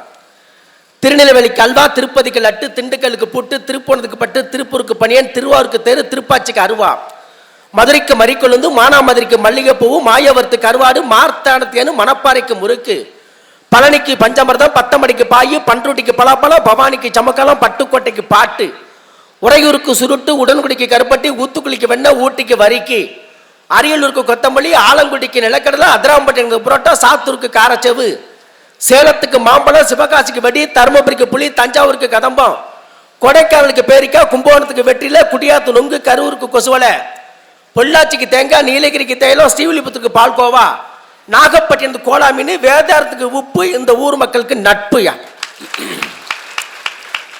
யாரும் தவறா எடுத்துக்கிறாங்க. அவர் ஒரு 4 வருஷம் கண்ட்ராக்டர் இருந்தார் ஒரு ஊருக்கு. தினம் மினி பஸ்ஸில் போனதுனால அவர் அந்த எக்ஸ்பீரியன்ஸ். கருவாடு எந்த ஊர்ல, கருப்பட்டி எந்த ஊர்ல. அப்படி இந்த நட்புலாம் கொண்ட அந்த மண்ணையும் இந்த மக்களையும் மீண்டும் ஒரு முறை வணங்கி மகிழ்கின்றேன். இங்க உள்ள நண்பர்களுக்காக சொல்றேன். விமானம் வானத்தில் பறக்கும்போது நான் கீழே நின்று வேடிக்கை பார்த்தாலும், ஆனால் அந்த வேடிக்கை பார்த்த விமானத்தில் என்னை ஏற்றி வியக்க வைத்த மதுரமுத்து சார் அவர்களுக்கு என்னுடைய மனமார்ந்த நன்றியை தெரிவித்துக் கொள்கின்றேன். முதல் என்னை விமானத்தில் ஏற்றி பட்டிமன்றத்துக்கு அழைச்சி போன மதுரமுத்து சார் தான். அவருக்கு இன்று மட்டும் இல்லை, என்றும் காலங்காலமாக அவருக்கு நான் நன்றி கடன் பட்டு இருக்கிறேன். ஒரு ஊரில் போய் இப்படி தான் நான் பேசினேன். இதே மாதிரி கட்டுக்கடங்காத கூட்டம். அந்த கூட்டத்தில் முதல்ல திருப்புகள் சொல்லி ஆரம்பிப்போம் அப்படின்னு என்னுடைய பேச்சு உரையை ஆரம்பித்தேன். முத்தை தரு பத்தி திருநகை அத்திக்கிரை சத்தி சரவண முத்திக்கொரு வித்துக்குறுபுரை என போதும் அப்படின்னு ஆரம்பித்தேன். கூட்டத்தில் வந்து ஒரு பேச சொன்னான், அங்கே பாரா ஒரு ஜான வயதுக்கு எப்படியெல்லாம் கத்துறான் பாரா அப்படின்னா. அன்னிலேருந்து திருப்புகள் சொல்கிறத விட்டுட்டேன். அதுக்கப்புறம் ஒரு ஊரில் பாட்டு பாடி ஆரம்பிக்கலாம் அப்படின்னு ஒரு பாட்டு பாடி ஆரம்பித்தேன். அது என்ன பாட்டுனா ஒரு முருகன் பாட்டு. நான் வருவேன் நான் வருவேன் நான் வருவேன்னு பாடினேன். கூட்டத்திலேருந்து ஒரு பேச சொன்னான், உன்னை அடுத்த வருஷம் கூப்பிட்டா தானே வருவேன், இல்லைன்னா எப்படி வருவேன்னு சொல்லி கேட்டான். இப்போ சார் நினைக்கிறாரு, அடுத்த வருஷம் என்னடா அடுத்த நிகழ்ச்சி உன்னை கூப்பிட்டா தானடா முதல்ல, இதோட நீ கிடைச்சிடா அப்படின்னு சார் நினைக்கிறேன். இல்லை முதல்ல என்னை கூப்பிட்டா தான் நான் வர முடியும். ஏப்பா நீங்களாம் என்ன பட்டிமன்றம் பேச அடுத்து வாய்ப்பு வாங்குறதுக்கு தானே இப்போ விவரமா இருக்கீங்க. நடுவர்களே, இன்னைக்கு அந்த காலத்தில் உள்ள உணவு முறை இந்த காலத்தில் இருக்கா? அந்த பழைய காலத்தில் உள்ள உணவு முறை இருக்காங்க. அந்த காலத்தில் சோறு ஆக்கி நைட்டு வச்சிருந்து தண்ணியை ஊற்றி காலையில் அந்த பழைய சோத்தை எடுத்து சாப்பிட்டு கம்பீரமாக நடந்து போன அன்னைக்குள்ள அந்த பழைய தலைமுறைக்கு இன்னைக்குள்ள புதிய தலைமுறை அப்படி இருக்கிறாங்களா? அன்னைக்கு கூழை சாப்பிட்டுட்டு கம்பீரமாக இருந்தாங்க. இன்னைக்கு இந்த புதிய தலைமுறை அந்த மாதிரி சாப்பிட்றாங்களா? இல்லை, எல்லாம் ஃபாஸ்ட் ஃபுட்டு. அதில் கொஞ்சம் அள்ளி போடுறாங்க, அதில் கொஞ்சம் அள்ளி போட்டு எல்லாம் வேகமாக சாப்பிட்டு வேகமாக போய் சேர்ந்துடுறான். நம்ம வீட்டு சாதா விட்டு அடுப்புக்கு அந்த தகவல் அப்டேட்டா சொல்லுங்க சார். அன்னைக்கு கூழ் குடிச்சு கூலா இருந்தாங்க, இன்னைக்கு பீஸா சாப்பிட்டு பீஸா போயிட்டாங்க. பர்கர் சாப்பிட்டு பரதேசா போயிட்டாங்க. அப்படி போட்டு அப்படி சொல்லுங்க சார். ஏன்னா நீங்க நல்லா நினைச்சு பாருங்க, நம்ம வீட்டு அடுப்பு இருக்குல்ல, நம்ம வீட்டு அடுப்புக்கும் அந்த ஃபாஸ்ட் ஃபுட் அடுப்புக்கும் ஒரு வித்தியாசம் இருக்கு சார். நம்ம வீட்டு அடுப்புல அடுப்பு எரியும், மேல உள்ள பாத்திரம் பேசாம இருக்கும். ஆனா ஃபாஸ்ட் ஃபுட் அடுப்புல மேல உள்ள பாத்திரம் பிடிச்சி எரியும், அடுப்பு சும்மா இருக்கும். பார்த்துக்கிட்டா அதுலேயும் முறை மாதிரிக்கு புடைப்பான். ஃப்ரைட் ரைஸ்னு வச்சுக்கிறாங்க, நல்ல வெந்த சோத்தை மறுபடியும் சட்டியில் போட்டு வறுத்து கொடுக்குறான், அதுக்கு பிறகு ஃப்ரைட் ரைஸ்னு சொல்கிறான். இதை நம்ம சாப்பிட்டுட்டு நீண்ட காலம் வாழ முடியுமா? நல்லா நினைச்சு பாருங்க. ஒவ்வொரு துண்ணூறு டப்பா மாதிரி வச்சுக்கிறாங்க. துண்ணூறு டப்பா, குங்குமம் டப்பா, சோம்பு டப்பா, சீரக டப்பான்னு அடிக்க வச்சிருக்கான். அதில் கொஞ்சம் அள்ளி போடுறான். பக்கத்தில் இந்த துண்ணூரையும் குங்குமத்தை அள்ளி போட்டான். அதை சாப்பிட்டு வர கிளை சாமி வந்து அடுத்து அப்படின்னு பக்கத்தில் ஒன்று சொன்னால் மலையேறுன்னு சொன்னான். அந்தடா சும்மா ஏறா, நான் சாப்பிட்டது காசு கொடுக்காம காசு இல்லை, நான் நடிச்சுக்கிட்டு இருக்கிறேன், நீ மலையேறுன்னு சொல்கிறா, நீ முதல்ல பசியேறா அப்படின்னு அந்த கிளவி.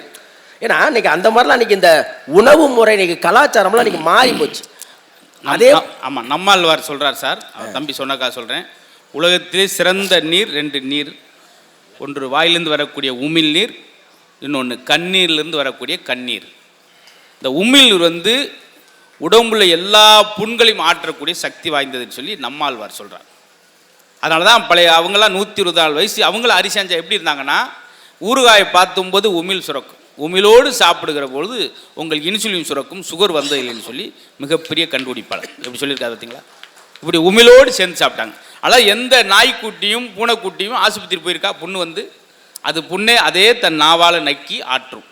அதனால தான் உமிழ் நீருக்கு அந்த அழகான சக்தி இருக்குது. அதே நம்மாழ்வார் தான் உலக அதிசயத்தில் இன்னொன்று சொல்கிறாரு, இந்த பூமியில் நீங்கள் பேப்பரை போட்டால் அது குப்பையாக போயிடுது, அதே மாதிரி எதை போட்டாலும் மக்கி குப்பையாக போயிடுது, ஆனால் ஒரு விதையை போட்டால் மட்டும் அது முளைத்து மரமாகிறது. இதுதான் உலக அதிசயம் என்றார். அது மாதிரி நல்ல விஷயங்களை சொல்லிட்டு போயிருக்காங்க. 6 காணொலியில் பார்க்குறோம், அந்த மாதிரி விஷயங்கள் பார்க்குறதே இல்லை. அதான் சொல்கிறார், பழைய வாழ்க்கைனா பழைய வாழ்க்கை தான் சார். ஆர்வம் சார். இப்போ அதே போல் அன்னைக்கு இருந்த உடை இன்னைக்கு இருக்குதா? நாகரிக பேரில் என்னென்னமோ பண்ணுறீங்க. அன்னைக்கு பெண்கள் வந்து ஜாக்கெட்டே இல்லாமல் வாழ்ந்தாங்க, அதுக்கப்புறம் ஜாக்கெட்டு போட்டாங்க, அதுக்கப்புறம் ஜாக்கெட்டுக்கு முன்னாடி சன்னல் வச்சாங்க, அதுக்கப்புறம் சட்டு போட்டாங்க, கம்பி போட்டாங்க. இன்னைக்கு ஒரு சுருக்கு மாதிரி மாட்டி தொங்க விட்டுக்கிறான், எதுக்குன்னே தெரியல. அதுக்கு 350 ரூபா கூட கூலி கேட்குறாரு டைலர். என்னைக்கு இந்த பெண்கள் ஜாக்கெட்டுக்கு முன்னாடி சுருக்கு மாட்டி தொங்க விட்டு அன்னைக்கே நிறைய ஆம்பளை சுருக்கு மாட்டி செத்து போயிட்டான். அதே போல் இந்த ஜாக்கெட்டில் பார்த்தீங்கன்னா கல் வச்ச ஜாக்கெட் இன்னைக்கு போட்டு நிறைய ஆம்பளைக்கு கிட்னியில் கல் வந்துருச்சு. ஏதாச்சும் ஒரு 40 வருஷத்துக்கு முன்னாடி வாழ்ந்த ஆண்களுக்கு யாருக்காச்சும் கிட்னியில் கல் வந்துச்சா? இன்னைக்கே எல்லாருக்கும் கிட்னியில் கல் வருது. இந்த ஜாக்கெட் உள்ள கல் வந்து இங்கே ஷிஃப்ட் ஆயிடுச்சு. இன்னைக்கு உணவு முறை சரியில்லை, உடைகள் சரியில்லை, கலாச்சாரம் சரியில்லை, இன்னைக்கு எதுவுமே சரியில்லாமல் தான் இன்னைக்கு 40 வயசுலேயே சுகர் வந்து வேகமாக நடக்கிறான்.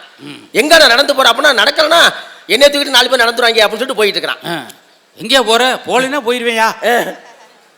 ஆனால் எனக்கு டாக்டர் தம்பி சொன்ன மாதிரி ஆரோக்கியத்துக்கு அழகாக சொன்னார். எனக்கு டாக்டர் ஒரு வாக்கிங் எப்படி இருக்க வேண்டும் டாக்டர் எனக்கு சொன்னார். நல்லா கையை வீசி நடக்கணும் முத்து, பக்கத்தில் போன் பேசிக்கிட்டு இங்கே பேசிக்கிட்டு கதை பேசிட்டு போகக்கூடாது.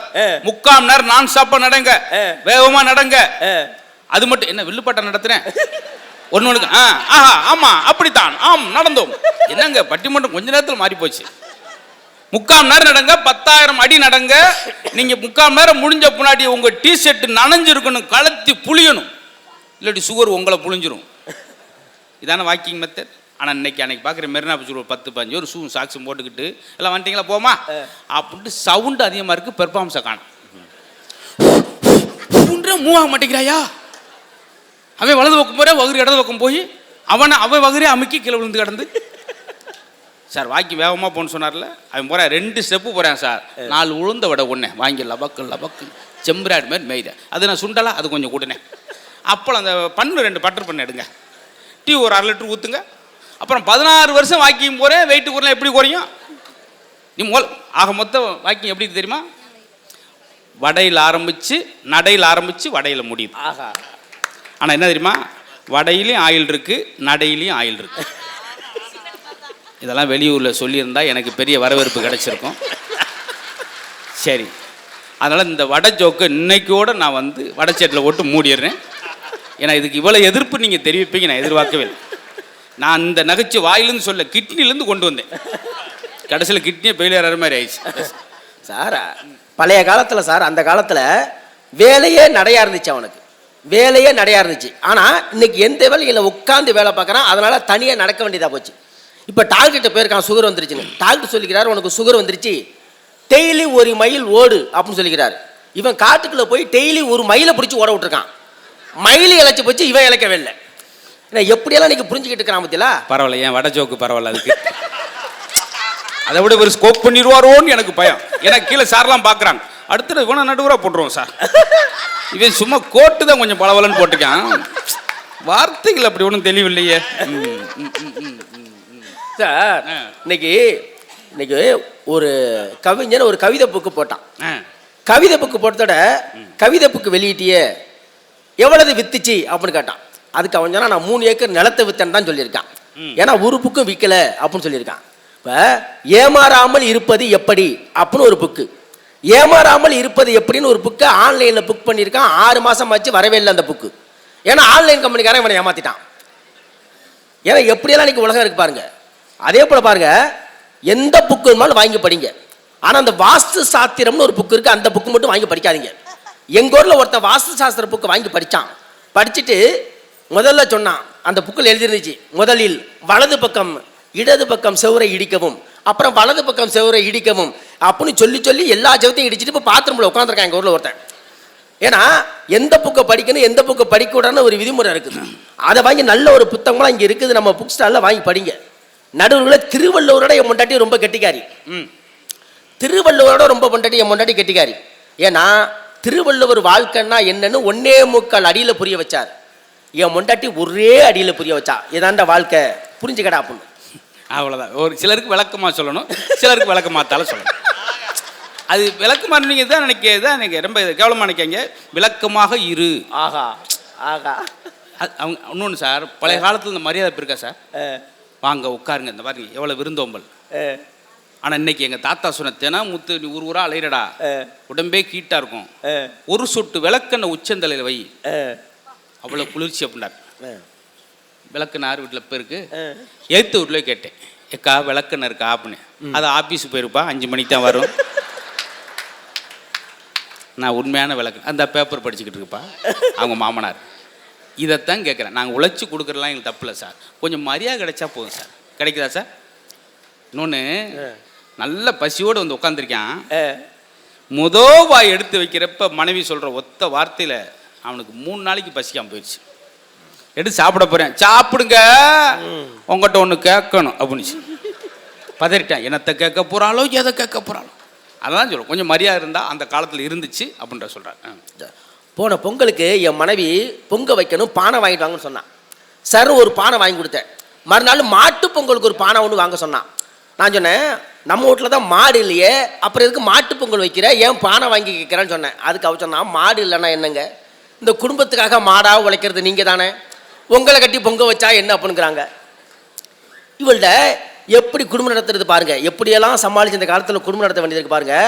அந்த காலத்தில், பழைய காலத்தில் எங்கள் அம்மா ஆட்டுக்கல்ல மாவரைச்சாங்க. ஆட்டுக்கல் பெருசாக இருந்துச்சு, அந்த ஆட்டுக்கல்ல மாவரைச்சா எங்கள் அம்மா சின்னமாக இருந்தாங்க. ஆனால் இப்போ என் முண்டாட்டி கிரைண்டரில் மாவரைக்கிறா, கிரைண்டர் சின்னமாக இருக்குது, கிரைண்டரில் மாவரைக்கிற என் மனைவி பெருசாக போயிட்டா. ஏன்னா உழைப்பு இல்லை. அதே போல் எங்கள் அம்மா அம்மியில் அரைச்சாங்க, அப்படி அதே பெரிய பெரிய மிகப்பெரிய எக்ஸசைஸ் அந்த காலத்தில். அப்படி இல்லை, அம்மியில் அரைச்சா எங்கள் அம்மா சின்னமாக இருந்தாங்க, அம்மி பெருசாக இருந்துச்சு. இப்போ மிக்சியில் போட்டு என் முன்னாடி சட்னி அரைக்கிறா என் மனைவி, மிக்சி சின்னமாக இருக்குது, என் மனைவி பெருசாக போயிட்டான். இப்போ அந்த காலத்தில், பழைய காலத்தில் பார்த்தீங்கன்னா டிவி இதே போல் இருக்கும், பெருசாக முன்னை இப்படி பெருசாக இருக்கும். பார்க்குற நம்ம வீட்டுகளில் உள்ளவங்களாம் சின்னமாக இருந்தாங்க, டிவி பெருசாக இருக்கும். இப்போ டிவி சிறுத்து ஸ்லேட்டு மாதிரி சின்னமாக போயிடுச்சு, பார்க்குற ஆள்லாம் பெருசாக போயிடுச்சு. என்னைக்கு உடம்பு பெருசாக போதோ அப்போ நோய்கள் அதிகமாகிட்டே போயிருக்கும், மாத்திரைகள் தான் வீட்டில் இருக்கும். ஒரு காலத்தில் சாப்பிட்டுட்டு வெத்தலை பாக்கு போட்டான் பழைய காலத்தில், ஆனால் இன்னைக்கு சாப்பிட்டுட்டு கலராக மாத்திரை தான் போட வேண்டியதாக இருக்கு. அந்த நிலைமை ஆயிடுச்சுல இன்னைக்கு. எனக்கு சுகர் இருக்குன்னு சொல்லி போய் மாத்திரை வாங்கினேன் சார். 50 ரூபா கொடுத்துட்டு 43 ரூபாய்க்கு மாத்திரை கொடுத்துட்டு 7 ரூபா சில்லறைன்னு சொல்லி 7 முட்டாய் கொடுத்தாரு. ஒரு மாத்திரை ஒரு முட்டாயும் போட்டுக்கிட்டே இருக்கேன் 8 வருஷமா, சுகர் அப்படியே இருக்கு சார். இது என்ன ஒரு ட்ரெண்டிங்னு எனக்கு இது வரைக்கும் தெரியல. மாட்டிக்கிட்டு பார்த்தீங்களா, அவர் சொன்னதா. சார், மகிழ்ச்சிங்கிறது நம்ம சொல்கிற சொல்லில் தான் இருக்குது. ஒரு குருவியின் நிம்மதியை கெடுக்க ஒரு கல் போதும், ஒரு குருவியின் நிம்மதியை கெடுக்க ஒரு கல் போதும், ஒரு மனிதனின் நிம்மதியை கெடுக்க ஒரு சொல் போதும் சார். நான் ஒருத்தன் வீடு கட்டி பத்திரிக்கை அடித்து சொந்தக்காரனுக்கெல்லாம் கொடுத்தான், வீடு கிரகப்பிரவேசம் பண்ண போகிறேன், வீடு கட்டி குடி போகிறேன், எல்லாரும் வாங்கன்னு சொந்தக்காரனுக்கெல்லாம் பத்திரிக்கை கொடுத்தான். பத்திரிக்கை வாங்கிட்டு ஒருத்தன் வீட்டுக்குள்ள வந்து, வீடு கிரகப்பிரவேசம் அன்னைக்கு வீட்டுக்குள்ள வந்து நுழைஞ்சதோட கேட்டான், எத்தனை அடியில் பில்லர் போட்டு கட்டினா அப்படின்னு சொல்லி கேட்டான். அதுக்கு அவன் சொன்னான், 5 அடியில் பில்லர் போட்டு கட்டினேன் அப்படின்னு சொன்னான். அதுக்கு அவன் சொன்னான், ஏன்டா 5 அடியில் பில்லர் போட்டு கட்டினா, 7 அடியில் பில்லர் போட்டு கட்ட வேண்டியது தானடா அப்படின்னு சொன்னான். ஏன்டா 5 அடியில் போட்டதுனால இப்போ என்னடா தப்பு அப்படின்னு கேட்டான். இப்படி தான் உத்தரகாண்டில் ஒருத்தன் 5 அடியில் பில்லர் போட்டு கட்டினா, அடித்த மழை வெள்ளத்தில் அடிச்சுக்கிட்டு வீடு குப்பரை சாஞ்சிருச்சுல அப்படின்னா. இப்போ அவன் நிம்மதியாக இருக்க முடியுமா? ஒரே சூழ்நிலை காலி பண்ணிட்டு போயிட்டான் பாருங்க. வீட்டுக்குள்ள படுக்கும்போதெல்லாம் எப்போ மழை வரும், எப்போ வெள்ளம் வரும், எப்போ வீடு சாயம்னு அது நினைப்பில் படிச்சுட்டு இருப்பான். அப்போ ஒரு சொல்லு தான் மனுஷனுடைய நிம்மதியை கெடுத்துக்கிட்டு இருக்கு பாருங்க. நீங்கள் நல்லா நினச்சி பாருங்க. புத்தகம் பார்த்தால் காகிதம், புத்தகம் பார்த்தால் காகிதம், படித்தால் அதுதான் ஆயுதம். புத்தகம் வெறும் தாளும் மையும் அல்ல, புத்தகம் வெறும் தாளும் மையும் அல்ல, புத்தகம்தான் மிகப்பெரிய ஆளுமை. அந்த ஆளுமையை எடுத்து படிங்கள், நீங்கள் இந்த நாட்டையே ஆளலாம். ஒரு 6 நிமிட படிப்பு, ஒரு 6 நிமிட வாசிப்பு 68% மன அழுத்தத்தை குறைக்கும் என்று நிபுணர்கள் சொல்கிறார்கள். அதனால புத்தகத்தை படிப்போம், புத்தகத்தை வாசிப்போம். நாம் இன்னும் நோயில்லாத தலைமுறையாய் இருப்பதற்கு பழைய தலைமுறையை பின்பற்றுவோம் என்று சொல்லி வாய்ப்புக்கு நன்றி கூறி இடம் அமர்கிறேன். நன்றி, வணக்கம். அடி மெலோடி ஆரம்பித்து கரெக்டாக நல்ல விஷயங்களை சொல்லி நிறைவு செஞ்சுருக்காரு. நிரம்ப விஷயங்கள் அவர் பேருக்கு ஏற்ற மாதிரி. நான் தொடக்கத்தில் ஒன்று சொன்னேன், ராஜநிதின்னு. எல்லாருக்கும் பேர் அப்படி அமைஞ்சிட்டா ஈஸி. ஒரு ஆள் 7 தடவை சுட்டாங்க, குண்டு அவர் மேலே படவே இல்லை. என்னான்னு விசாரிச்சா அவர் பேரே சுடலை. எப்படி சுடும் பார்த்தீங்களா? புத்தகம் எழுதுகிற பற்றிலாம் சொன்னார் பார்த்தீங்களா? இன்னொரு ஆள் புத்தகம் எழுதியிருந்தார், நீங்கள் கோடீஸ்வரனாவது எப்படி. 85 ரூபா புத்தகம் வாங்கிட்டு படிச்சுட்டு மறுநாள் திருப்பவன்றம் கோயில் போகிறேன். அந்த புத்தகம் எழுதுனவர் வாசலில் உட்காந்து பிச்சை அடிச்சுக்கிட்டு இருக்காரு. என்னங்க உங்களை நம்பி புத்தகத்தை வாங்கி படிச்சுட்டு இருக்கேன், கோடீஸ்வரன் எப்படின்னு பிச்சை எடுத்துக்கிட்டு இருக்கீங்க. அதில் முதல் வழி இதுதான். பார்த்தீங்களா? உங்களை தொந்தரவு பண்ண மாட்டேன், நாங்களாக சிரிச்சுக்கிறோம். உங்களை எந்த தொந்தரவும் நாங்கள் செய்ய மாட்டோம். இவங்களை வெறுமனே பேச்சாளர் மட்டும் கிடையாது, நல்லா சிரிக்கக்கூடிய ஆளாக நான் போட்டுருவேன். பேசாமல் இருப்பேன் அப்படின்னு திரும்பி கக்கன்னு சிரிப்பார். அதுக்கு 100 ரூபா தனியாக நான் ஜிபே பண்ணணும். சும்மா இன்னைக்கு சிரிப்பை ஈஸியாக வர வைக்க முடியாது. ஒவ்வொரு சிரிப்புக்கும் கபக்குன்னு என் செல்ஃபோன்லேருந்து போய்கிட்டு இருக்கும். ரொம்ப மகிழ்ச்சி, அழகாக தொடங்கியிருக்கார். அப்படி தான் இருக்கணும். இதுதான் சார் வேணும். நீங்கள் சிந்திக்காத சிந்தனையா, நீங்கள் படிக்காத வாசிப்பா பெரியவங்களாக இருக்கீங்க. உங்கள்கிட்ட போய் புதுசாக நாங்கள் ஒரு கருத்துவத்தை சொல்லி, ஒரு தத்துவத்தை சொல்லி உங்களுக்கு புரிய வைக்கணும் அவசியம்லாம் எங்களுக்கு. இந்த இடத்துல இருந்து நீங்கள் போகும்போது உங்கள் மனசு லேசாக இருக்கும். ஒரு நெல் மூட்டை நிறைய நெல்லை போடுறப்ப அடுத்து ஒரு 2 மரக்காய் போடுறதுக்கு முடியாது, ஒருபடி நெல்லை கூட போட முடியாது. அப்போ என்ன செய்யணும்னா அந்த மூட்டை ரேஸாக குலுக்குவாங்க, ஒரு சின்ன இடைவெளி கிடக்கும். அது மாதிரி நீங்கள் சிரிக்கும் போது உங்கள் உடம்புல, உங்கள் இதயத்தில் ஒரு சின்ன இடைவெளி கிடைக்கும். வண்டி ரொம்ப நாள் ஓடிச்சுன்னா கரகரன்னு ஒரு சத்தம் கேட்குது சார், அதுக்கு கிறிஸ் போடுவாங்க. அப்போ வண்டி மெல்லிசாக போகும். அந்த வண்டி கரகரன்னு சத்தத்துக்கு எப்படி கிறிஸ் போடுற மாதிரி உங்கள் வாழ்க்கையில் சின்ன சின்ன சலசலப்புக்கு இந்த சிரிப்பு சார் கிறிஸ் மாதிரி. பலாப்பழத்தை அறுத்து நீங்கள் அந்த கனியை வெளியே எடுக்கும்போது பிசு பிசுன்னு கையில் ஒட்டும். ஒரு சொட்டு எண்ணெய் கையில் தடவி எடுத்திங்கன்னா எல்லா பழத்தையும் எடுக்கலாம் ஈஸியாக. அது மாதிரி பலாப்பழத்தை எடுக்க ஒரு சொட்டு எண்ணெய் சேர்க்குற மாதிரி இந்த வாழ்க்கைக்கு சின்னதாக சிரிப்பு சேர்த்துக்கிட்டிங்கன்னா உங்களுக்கு 5 ஆண்டு காலம் அதிகம் என்று சொல்லி நான் சொல்ல, மருத்துவர் சொல்கிறாங்க. எல்லாமே நான் படித்ததை, எனக்கு தெரிஞ்சதை, நான் பெரிய கல்வியாளர்லாம் கிடையாது, எனக்கு பிடிச்ச விஷயத்தை, நான் ரசித்த விஷயத்தை உங்கள்கிட்ட பகிர்ந்துக்கிறேன். நீங்கள் அதுக்கு உற்சாகப்படுத்தினா மட்டும் போதும். அந்த வகையில் ராஜநிதி அவர்கள் பிரமாதமாக ஆரம்பிச்சிருக்காரு. இந்த பக்கம் புதிய தலைமுறை அவங்க சொல்கிறதான் ரொம்ப ஆச்சரியமாக இருக்கும், வேகமாக இருக்கும். நம்மளாம் ஏப்பார் ஆப்பிள் படிப்போம், பீப்பார் பால்.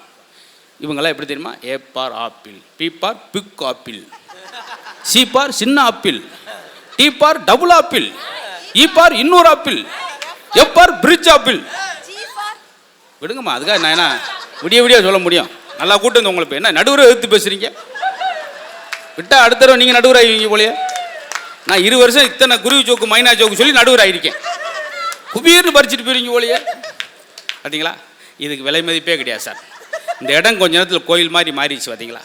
அது எங்களுடைய தாய்க்குளங்கள் சிரிச்சல் எனக்கு சந்தோஷம். ஏன் தெரியுமா? ஒரு நாளைக்கு 23 சீரியல் பார்த்து தேம்பி அழுது வீடவே ஒரு மாதிரி நெகட்டிவாகவே வச்சிருக்க நீங்கள் 7 மணிக்கெலாம் சீரியல் ஆரம்பிச்சு, 7 மணிக்கெலாம் டிவியை போட்டு அன்னைக்கு போகிற ஒரு தெருவில் கோகுலன்னு 17 லேடிஸ் உட்காந்து அழுகுது. மாமனார் போயிட்டாரா முடியும், மாமனார் சொந்த மாமனார் போயிட்டு சீரியலில் வர்ற ஒரு மாமனார் போயிட்டாரா, அதுக்கு உட்காந்து அழுது. உண்மையான மாமனார் கஞ்சிக்கலாமல் தெருவில் டக்கர்வா. இப்படி ஆயிடுச்சு சார். அதில் நீங்கள் சிரிக்க, பெண்கள் எப்பவுமே பாசிட்டு வாருங்க. பெண்களுக்கு பொன் நகையை விட புன்னகை தான் அழகு. சரிங்களா?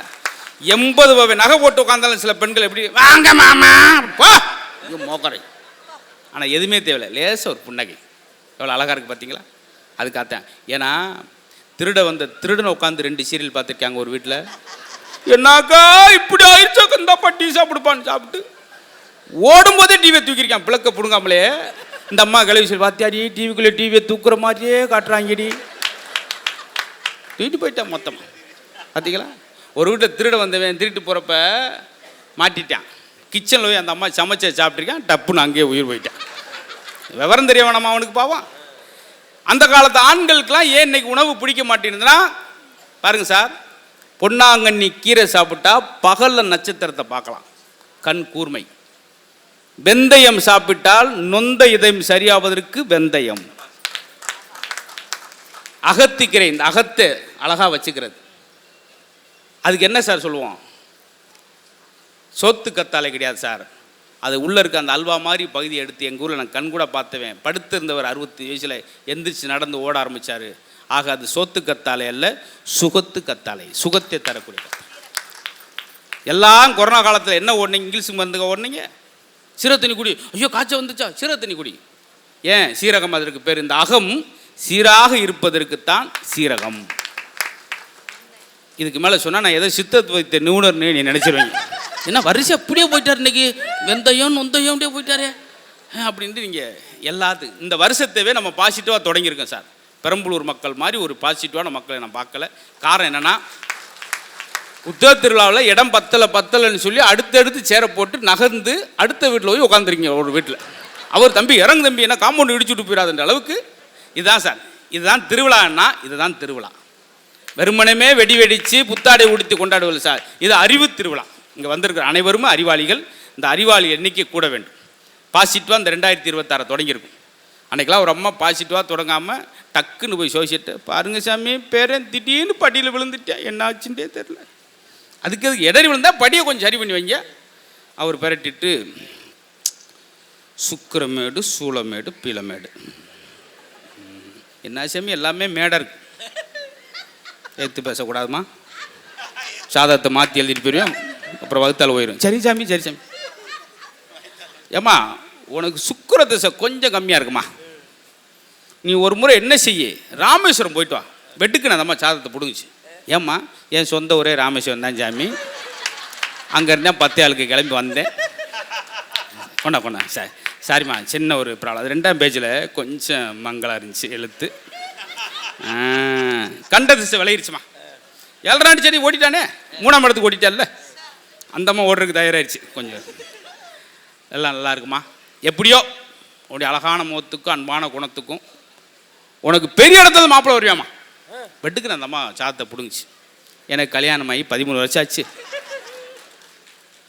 இது கிடையாது சார், உழைக்கணும். இங்கே முகங்களை பார்த்தீங்களா, நம்ம பெரிய தீரதரிசனங்கள்லாம் செய்யலை. அழகா இந்த ரசனை, நல்ல பேச்சாளர் வேண்டும் என்று எப்போது ரசிகர்கள் விரும்புவார்கள், நல்ல ரசிக்கக்கூடிய வேலை வேணும் என்று சொல்லி பேச்சாளர் விரும்புவார்கள். இந்த 2மே இன்னைக்கு சரியாக பொருந்துறதுனால தான். ஏற்கனவே நான் பழசு போன தடவை பேசின பட்டிமன்றம் யூடியூப்பில் அவ்வளோ வரவேற்பு. நானே அதை ரசித்து பார்த்தேன். நிறையா பேர்கள், நிறையா அரசியல் பிரமுகர்லாம் பாராட்டியிருந்தாங்க. அப்படியாப்பட்ட ரசிகர்கள் நிறையா புத்தக திருவிழா போயிருக்கேன். அதில் முதன்மையான மக்களாக இருக்கக்கூடிய உங்களுக்கு நன்றி சொல்லி, இப்பொழுது கோயில்பட்டி அன்னபாரதி அவர்கள் வாழ்வின் பொற்காலம் இன்றைய தலைமுறை தான் என்று பேச வருகிறார்கள். உங்களுடைய கரகோஷத்திலே வாங்க. நடுவர் அவர்களே ஆரம்பிச்சிட்டோமா சார்? இல்லைம்மா, நேரம் என்ன, உனக்கு நல்ல நேரம் காலைல 11:45 தான். ஊருக்கு போயிட்டு கூட நீ வரலாம். ஒரிஜினலாவே ஜோசியர் மாங்கன்னு வந்தாரு. அவர் பண்ருட்டிக்கு வரிக்கி, ஊட்டிக்கு நொறுக்கி, தறிக்கி பறிக்கிட்டு அவர் வாட்டுக்கு வந்தாரு. செத்துச்சு 10,500 ரூபா. 10,500? ஆமா, அந்த டீமுக்கு 2 பயந்துட்டேன் நான் ஒரு நிமிஷத்துல. மற்ற மொழிகளை போல் இல்லை நம் தமிழ் மொழி, மற்ற மொழிகளை போல் இல்லை நம் தமிழ் மொழி, நம்ம உணர்வுகளோடு கலந்ததுதான் தமிழ் மொழி. வலிக்கையில் அ ஆ, வலிக்கையில் அ ஆ, சிரிக்கையில் இ ஈ, காரத்தில் உ ஊ, கோபத்தில் ஏ ஏ, மகிழ்ச்சியில் ஐ, ஆச்சரியத்தில் ஓ ஓ, வக்கணையில் ஔ, விக்கலில் என்று நம் உணர்வுகளோடு கலந்துட்டதுதான் நம் தாய்மொழியாம் தமிழ் மொழி என்று சொன்னால், அப்பேற்பட்ட சிறப்பான தமிழ் மொழியை வணங்கி, நடுவர் அவர்களே ஒவ்வொரு ஊர் மக்களும் ஒவ்வொரு விதமா பேசுவாங்க. இப்ப மேடையிலே பாருங்க, நீங்க மதுரைக்காரரு, நான் கோவில்பட்டி, திருநெல்வேலி, இங்க தூத்துக்குடி, இங்க ஈரோடு, திருச்சி. என்ன ரேஷன் கார்டு கொடுக்காம வந்துக்க? அவர் தான் அந்த ஊருன்னு சொல்லிட்டோம்ல. இல்ல சார், ஒவ்வொரு ஊர் மக்களும் ஒவ்வொரு விதமா ரசிப்பாங்க. சரி. இப்ப பாத்தீங்கன்னா மதுரை மக்கள் மணக்க மணக்க ரசிப்பாங்க. ஓஹோ, ஏன் பெர்ஃபியூம் அடிச்சு விடுமா? திருநெல்வேலி மக்கள் திணற திணற ரசிப்பாங்க. திருச்சி மக்கள் தெரிச்சு ரசிப்பாங்க. நீ இன்னைக்கு பேமெண்ட் இழந்துட்டு போறேன்னு நினைக்கிறேன். திருநெல்வேலி கொஞ்சம் திருதுன்னு முழிப்பான்னு சொன்னா கூட ஒரு மீனிங் இருக்கு. திணற திணற ரசிப்பாங்களா? ஐயா கோப்படாங்க, உட்காருங்க. பட்டக்குன்னு எந்திரிச்சு, என்னையா? ஏன்னா அவர் திருநெல்வேலிக்காரு. நான் இன்னைக்கு திணற திணற எங்க ரசிச்சேன்? நானே திருநெல்வேலி போனதான், அதனால ஒன்றும் பிரச்சனை இல்லை, யாரும் சண்டைக்கு வர மாட்டாங்க. கோயம்புத்தூர் மக்கள் கொஞ்சி கொஞ்சி குழந்தைத்தன்மையா ரசிப்பாங்க. இப்படி ஒவ்வொரு சென்னை மக்கள் செழிக்க செழிக்க ரசிப்பாங்க. ஆனா பெரம்பலூர் மக்கள் தாங்க ஒரு புத்தக திருவிழாவில கூட பெருமை மிகுந்து ரசிப்பார்கள் என்று சொன்னால், சொன்னீங்களா பாத்தீங்களா? சொன்ன உடனே கைத்தட்டல் வருதுங்க. பெரம்பலூர் மக்கள் பெருமையாக ரசிப்பான்னு முடிஞ்சு வச்சு. மதுரைக்கார மணக்க மணக்க பேசுவார் வந்து, அங்க உண்மையிலேயே திருநெல்வேலிக்கார் திணறிட்டார். நடுவர் அவர்களே, இப்ப நான் ஒன்னு சொல்றது கரெக்ட், நான் மற்றும் கீழ இருக்க ஆடியன்ஸ் கைத்தட்டல் கொடுங்க. ரெண்டு ஆம்பளைங்க கூடி பேசுனாங்கன்னா ஏதோ பிரச்சனை நடந்திருக்குன்னு அர்த்தம். ரெண்டு பொம்பளைங்க கூடி பேசுனாங்கன்னா ஏதோ பிரச்சனை நடக்க போகுதுன்னு அர்த்தம். வந்துருச்சு சார். நீங்க ரெண்டு பேரும் கூடி பேசுமே நான் நினைச்சேன். இதுதான் சார், நீங்க அவங்க கரெக்டா சொன்னாங்க பாத்தீங்களா? ஆம்பளைக்கு ஆம்பளைக்கு சண்டை வந்தா என்ன ஆகும்? என்ன சண்டை காணாமட்டு போகும். பொம்பளைக்கு ஆம்பளைக்கு சண்டை வந்தா ஆம்பளை காணாமட்டு போயிடுவான். பெண்களுக்கும் பெண்களுக்கு சண்டை வந்தா ஊரே காணாமட்டு போயிடும். அப்படி சொல்ற, ரெண்டு வீட்டுக்காரனா அறுவாடு ஓடிக்கிட்டு இருப்பேன். சார், நான் இவள் நேரம் என்ன உட்கார்ந்து எழுதிட்டு இருந்தேன். என்ன? உங்களை வாழ்த்தி ஒரு 2 வரி கவிதை சார். சொன்ன உடனே என்னுடைய பெரம்பலூர் ரசிகர்கள் எப்படி கைத்தறல் கொடுப்பாங்க பாத்தியாங்க சார்? அதுவும் சொல்றதுக்கு முன்னாடியே கைத்தறல் அந்த அக்கா கொடுக்குறாங்கன்னா என்ன? அவசரமா வீட்டு வேலைக்கு போறாங்க, அதான் டக்குன்னு தட்டி விட்டு போயிடும். நடுவர் அவர்களே, கோட் ஷூட்டை வேற இன்னைக்கு புதுசா வேற போட்டுட்டு வந்திருக்கிறீங்க. அதற்காகவே கண்டிப்பாக நம்ம வாழ்த்தணும். இவ்வளவு நேரம் அந்த கால தலைமுறைன்னு பேசினாரா, நடுவரை வாழ்த்தி ஒரு 2 வரி வாழ்த்தினாரா? ஆனா யங் ஜெனரேஷன் அன்னலட்சுமி முகத்தை பாருங்க. நீங்களா அப்புறம் 4 மாத்திரை போட்டு உட்காந்தீங்க. ஐயோ, மேல் மூச்சு கீழ் மூச்சு வாங்க சார், கொஞ்சம் வேகமா பட்டிமன்றத்தை முடிங்க சார், டக்கு நான் முடிஞ்சிடும் போல. அப்படி நடுவர்ல இந்த கால ஜெனரேஷன் நாங்க வாழ்த்துறோம் சார். கொஞ்சம் நிமிர்ந்து உட்காருங்க சார். அவ்வளவுதான் மொத்த கைட்டே. என்ன உங்களை கூட்டம் வந்து நிமிர்ந்து உட்காருங்க? என்ன எக்ஸ்ரே எடுக்க போறீங்களா? என்ன டாக்டர் கூட இந்த பாடு வருத்தலையே? ஏன் ஓப்பனா நீங்களே சொல்றீங்க? மதுரை மண்ணின் மைந்தனே, ஓஹோ, நகைச்சுவையின் கர்ணனே, ஐயோ, பட்டிமன்றத்தின் முடிசூடா மன்னனே. என்ன பேசினா உனக்கு 2800 ரூபா தான் இன்னைக்கு சம்பளம். நீ கர்ணனை கொண்டு வா, அங்க யாரவன துரியோனோட கொண்டு வா, 100 ரூபா எக்ஸ்ட்ரா வர வாய்ப்பு இல்லை. எனக்கு நானே வாடகைல தான் வந்தேன். எனக்கு பேமெண்டே சத்தியமா வேண்டாம். உண்மையிலே டிஆர்ஓ சார் மாமாவை டார்ச்சர். எனக்கு பேமெண்டே இன்னைக்கு 10 ரூபாய் வேண்டாங்க. பெரம்பலூர் பக்கத்துல ஒரு 10 சென்ட் இடத்த மட்டும் என் பேர்ல எழுதி வைங்க, போதுங்க. பக்கத்துல எனக்கு 6க்கு 2 எழுதி வைங்க, நானே போய் படுத்துக்கிறேன். என்ன வர்றவங்க எப்படி பேசுறேன் சார்? அப்படிதாங்க எல்லா ஊர்லயும் 10 சென்ட் வாங்கி போட்டுருக்கிறோம். நடுவர் அவர்களே, உங்களை வாழ்த்தி கவிதை சொல்லிட்டு இருந்தேன். பட்டிமன்றத்தின் முடிசூடா மன்னனே, நகைச்சுவையின் கர்ணனே, அழகான பெண்களுக்கெல்லாம் அண்ணனே. ரொம்ப நன்றிங்கம்மா. என்ன சார்? சந்தோஷம் தான் உண்மையிலேயே சார். உண்மையில ஒரு புத்தக திருவிழாவில் என்ன அழகான ஒரு தலைப்பு கொடுத்திருக்கிறீங்க. வாழ்வின் பொற்காலம் அன்றைய தலைமுறையா இல்லாட்டி புதிய தலைமுறையா பழைய தலைமுறையான்னு கேட்டிருக்கிறீங்க. 10 பறவைகளோடு பழகி நீங்கள் ஒரு பறவையாகி விட முடியாது. 10 நதிகளோடு பழகி நீங்கள் ஒரு நதியாகி விட முடியாது.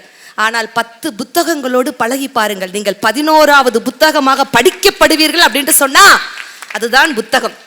சில புத்தகங்கள் படிக்க சொல்லும், சில புத்தகங்கள் உழைக்க சொல்லும், சில புத்தகங்கள் வாழ சொல்லும், சில புத்தகங்கள் வாழ்ந்ததை சொல்லும், சில புத்தகங்கள் தாக்கத்தை ஏற்படுத்தும், சில புத்தகங்கள் ஆக்கத்தை ஏற்படுத்தும் அப்படின்னு சொன்னா, அப்படிப்பட்ட புத்தக திருவிழாவுக்கு வந்திருக்கக்கூடிய அத்துணை பெரம்பலூர் ரசிக பெருமக்களுக்கும் எங்கள் மதுரை முத்து குழுவின் சார்பாக ஒரு பெரிய மனமார்ந்த நன்றிகளையும் வணக்கங்களையும் தெரிவித்துக் கொண்டு, நடுவர் அவர்களே, யார் அழகு?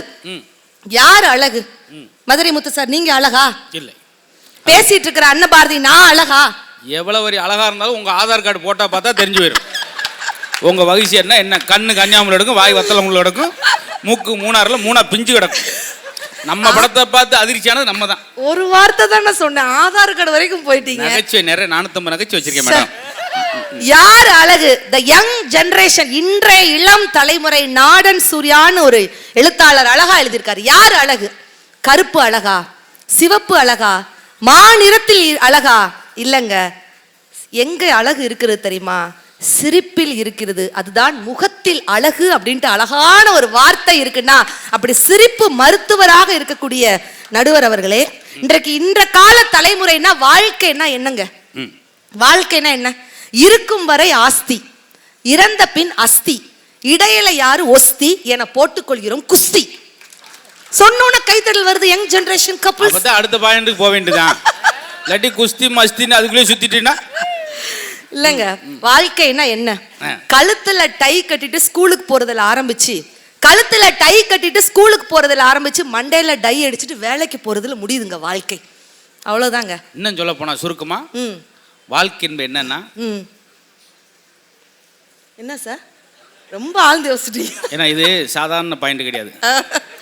இது சொல்லுவோமா என்ன நானே யோசிக்கிறேன்னா, சொல்லுங்க சார். சந்தனத்தையும் குங்குமத்தையும் பொட்டாக வைப்பதற்கும் போட்டோவில் வைப்பதற்கும் உள்ள வித்தியாசம் தான் வாழ்க்கை. ஆஹா, இன்னும் சொல்ல போலாம், வாழ்க்கை எப்ப கியூட்டா இருக்கும்? நம்மளை மதிக்கிறவங்கள ஹார்ட்லையும் நம்மளை மிதிக்கிறவங்கள மியூட்லையும் போடுங்க, வாழ்க்கை கியூட்டா இருக்குங்க. அதுதான் இந்த கால தலைமுறை சொல்றோம். அந்த காலத்துல டென்ஷன் டென்ஷன், பிபி பிபி. இந்த காலத்துல புதிய புதிய சிந்தனைகள் யோசிச்சுட்டே இருக்கிறாங்களாங்க. நாலடியாரோட ஒரு வரிகளை சொல்றேங்க. பல கற்றோம் யாம் என்று தற்புகழ வேண்டாம், பல கற்றோம் யாம் என்று தற்புகழ வேண்டாம், அலர்கதிர் ஞாயிறை கைக்குட்டையும் காக்கும், சில கற்றார் கண்ணு மூலவாம், பல கற்றாருக்கு அச்சாணியானதொரு சொல். என்ன அர்த்தம்? நீங்க நிறைய படிச்சிருக்கீங்க, அந்த கால பெரிய விஷயங்கள், உண்மையிலேயே நான் உங்களை தலை வணங்குகிறோம். ஆனா சில கற்றவர்களுக்கு, சில சிறிய விஷயங்கள் கற்றவர்களுக்கு கூட நீங்க காது கொடுத்து அவங்க சொன்ன விஷயத்தை கேட்டீங்கன்னா உங்களுக்கு அச்சாணி மேலே மிகப்பெரிய அன்னதார் சொல் அப்படின்ட்டு நாலடியார்ல அழகான வார்த்தைகள் இருக்கு. அந்த விஷயத்தை தான் சார் நாங்க சொல்ல வந்திருக்கிறோம். உணவு சரியில்லை, மருத்துவம் சரியில்லை அப்படிலாம் சொல்லாதீங்க சார். நோய் நாடி நோய் முதல் நாடி, அது தணிக்கும் வாய் நாடி வாய்ப்ப சொல்லல் என்று சொன்னான் வள்ளுவன். மருந்தன வேண்டாவாம் யாக்கைக்கு அருந்தியது அற்றது போற்றி உனின்னா என்ன அர்த்தம்? பசிக்கும் போது சாப்பிடாம இருந்தாலும் தப்பு, பசிக்காத போது சாப்பிட்டாலும் தப்பு. ஆனா இன்னைக்கு அதை நான் செய்யறோமா இல்லையா? இங்க உள்ள திருமணமான ஆண்கள் கிட்ட ஒரே ஒரு கேள்வி கேட்கிறேன். கல்யாணமான ஆண்கள் மட்டும் கை தூக்குங்க பார்க்கலாம். என்ன இவ்வளவு சோகமா கை தூக்குறீங்க? ஏன் ஆச்சுன்னு தூக்குறாரு அவர்லாம் தான். எனக்குலாம் ஏன் ஆச்சுன்றே தெரியல சார். ஏங்க அந்த பச்சை சட்டை போட்ட தாத்தாவுக்கு இன்னுமா கல்யாணம் ஆகல? அவர்லாம் மறந்துட்டார், அதை நீ ஞாபகப்படுத்தணும். சரி பரவாயில்ல. திருமணமான ஆண்கள் கிட்ட கேட்கிறேங்க, இன்ற கால தலைமுறை மனைவியோட சமையலை நீங்கள் பாராட்டுகிறீர்களா? நான் பாராட்டுவேன்னு சொல்லக்கூடிய ஆண்கள் மட்டும் கை தூக்குங்க பார்க்கலாம்.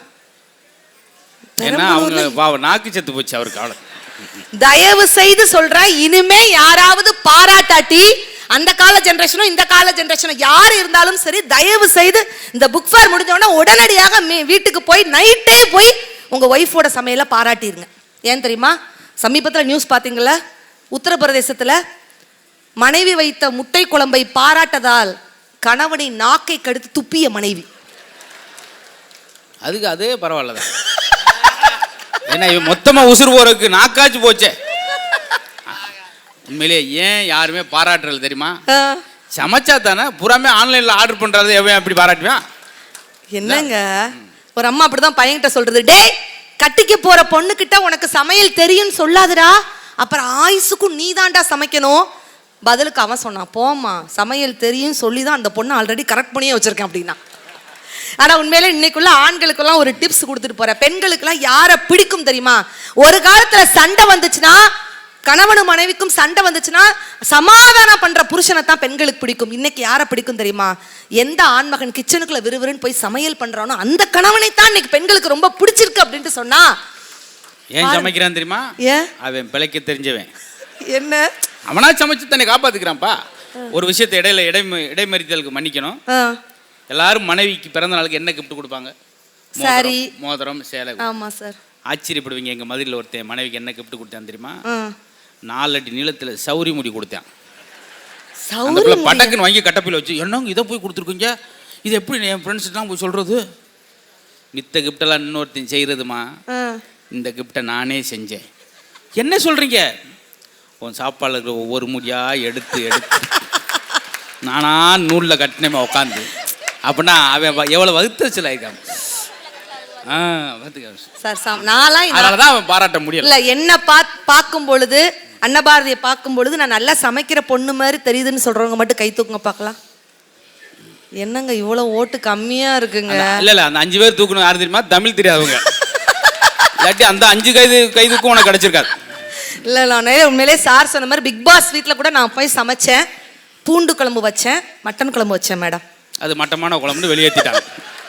நான்லாம் சமைக்க ஆரம்பிச்சா சாம்பார் வச்சா மணக்கும் சார். ஏன்னா பெர்ஃப்யூம் அடிப்பாங்க அடிச்சு.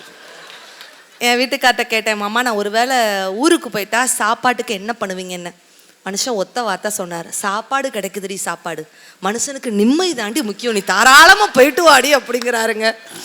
அப்படி செய்யாதீங்க. மனைவியோட சமையலை பாராட்டுங்க. பாராட்டுனாலே போதும். அவ்வை பாட்டி அழகா சொல்லியிருப்பா, நேசனை காணாவிடத்தில் நெஞ்சார வேதித்தல், ஆசானை எவ்விடத்தும் அவ்விடத்தே, வாச மனையாளை பஞ்சனையில், மைந்தர் தம்மை நெஞ்சில், வினையானை வேலை முடிவில் பாராட்டணுமா. என்ன அர்த்தம்? நேசனை காணாவிடத்தில், ஃப்ரெண்டை இருக்கும் போதும் பாராட்டலாம், இல்லாத போதும் பாராட்டலாம். நேசனை காணாவிடத்தில் நெஞ்சார வேதித்தல், ஆசானை எவ்விடத்தும் அவ்விடத்தை. ஆசானா யாரு? ஆசிரியர். ஆசிரியர்கள் எந்த இடத்திலும் பாராட்டலாம். ஆசிரியருக்கு ஒரு பெரிய கைத்தட்டல் இருந்த இடத்துல இருந்தே கொடுக்கலாங்க. ஆசானை எவ்விடத்தும் அவ்விடத்தை, வாச மனையாளை பஞ்சனையில் பாராட்டணும்.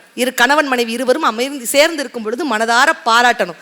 மைந்தர் தம்மை நெஞ்சில், மகனையோ மகளையோ மனசுக்குள்ளேயே பாராட்டிக்கணுமா. வெளியில சொன்னா அப்பாவே நம்மளை பாராட்டிட்டாரு அசால்ட்டா இருந்துருவானா. மைந்தர் தம்மை நெஞ்சில், வினையானை வேலை முடிவில், நம்ம கீழே வேலை பார்க்கறவங்கள அந்த வேலை செய்து முடித்ததுக்கு அப்புறம் அவனை பாராட்டணும். அவ்வை பாட்டி அன்னைக்கே சொல்லியிருக்கிறாளே, அதை இன்று செய்கிறீர்களா அப்படின்னு தாங்க நாங்கள் கேட்குறோம்.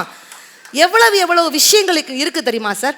இன்னைக்கு உண்மையிலே அந்த கால தலைமுறை பெண்கள் எடுத்துக்கோங்க. ஒரு காலத்துல பெண்கள் எப்படிங்க இருந்தாங்க? அடுப்பங்கரையே கதிட்டு இருந்தாங்க. இன்னைக்கு அடுப்பங்கரையில இருந்து ஆகாயத்துல விமானம் ஓட்டுற வரைக்கும் என் பெண் சாதித்துக் கொண்டிருக்கிறாளே. வாழ்வின் பொற்காலம் பழைய தலைமுறையா புதிய தலைமுறையா? இன்னைக்கு மாவட்ட ஆட்சியாளர் ஒரு பெண், அவர்களுக்காகவே ஒரு பெரிய கைத்தல கொடுக்கலாமாங்க. ஒரு சிங்க பெண்ணா உட்கார்ந்து இருக்கிறாங்களாங்க. யோசிச்சு பாருங்க. சுனிதா வில்லியம்ஸ் ஒரு பெண், 1 நாள் 2 நாள் இல்லைங்க, கிட்டத்தட்ட 286 நாட்கள் விண்வெளியில போயிட்டு இந்த பூமியில கால் பதிச்சிருக்கான்னா அந்த சிங்க பெண்ணுக்கு ஆண்களும் சேர்ந்து கைத்தல கொடுக்கலாம். அதோட மட்டும் இல்லாம இந்த புத்தக திருவிழாவுக்கு ஏற்ற விஷயத்த சொல்றேன். சுனிதா வில்லியம்ஸ் ஒவ்வொரு முறை விண்வெளிக்கு போகும்போது பகவத்கீதை புத்தகத்தை தன்னுடைய கையோடு எடுத்துட்டு போவாங்க அப்படின்ட்டு சொன்னா, அப்படிப்பட்ட பெருமை மிகு பெண்கள் இருக்கக்கூடிய தேசம் புதிய தலைமுறை. நீங்க சொல்லணுமா இல்லையா? இன்னைக்கு பெண்கள், இன்னைக்கு நாங்க நாசாவுக்கு போறோம் சார். நாங்க நாசமா போறோம், அவ்வளவுதான். அதாவதுமா என்ன சார் நல்லா சொன்னீங்க, நான் ஏத்துக்கிறேன். சுனிதா வில்லியம்ஸ் அவர்கள் 286 நாள் விண்வெளிக்கு போனதை எல்லா நியூஸ் பேப்பர்லயும் போறீங்க, தொலைக்காட்சியில போறீங்க, காணொலி வருது, யூடியூப்ல வருது, சைக்கிள் டிப்ல வருது, இன்ஸ்டாகிராம்ல வருது, சாலிகிராம்ல வருது. சாலிகிராமா? பெண் அவங்க 286 நாள் போனது எல்லா டிவிலையும் போறீங்களே. 3 ஆம்பளை வவா குஞ்சு மாதிரி கூட போனானே, ஏதாவது ஒரு நியூஸ்ல ஓரஞ்சாரமா போட்டீங்களா சார்?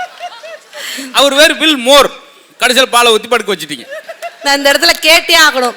உலக பெண்கள் தினம் என்னைக்குங்க? மார்ச் 8 இப்ப சமீபத்தில் வரப்போகுது. ஆனா இன்றைக்கே ஒரு பெண்கள் தினமாகவே இருக்குது அப்படின்னு சொன்னா மாவட்ட ஆட்சியர்லாம் வந்திருக்கா, அவங்களுக்காக ஒரு பெரிய கைத்தட்டல் கொடுக்கலாம். பெரம்பலூர்ல சீக்கிரமே பெண்கள் தினம் வந்துருச்சுன்னே சொல்லலாம். ரெட்டை விழா சார். ஆனா மார்ச் 8 பெண்கள் தின விழாவுக்கு அன்னைக்கு ஒரு காலேஜில் என்ன சீஃப் கெஸ்டா கூப்பிட்டுருந்தாங்க சார். பாவம் அந்த காலேஜோட சூழல். ஐயா, சிறந்த மோட்டிவேஷனல் ஸ்பீக்கர், இதுக்கு கைத்தட்டல் வேற. நீங்க ஆனா எனக்கு தெரிஞ்சு பெண்கள் மோட்டிவேட் தான் பேசுவாங்க, நீங்க மோட்டிவேட் பேசுறீங்க, ஆச்சரியம்.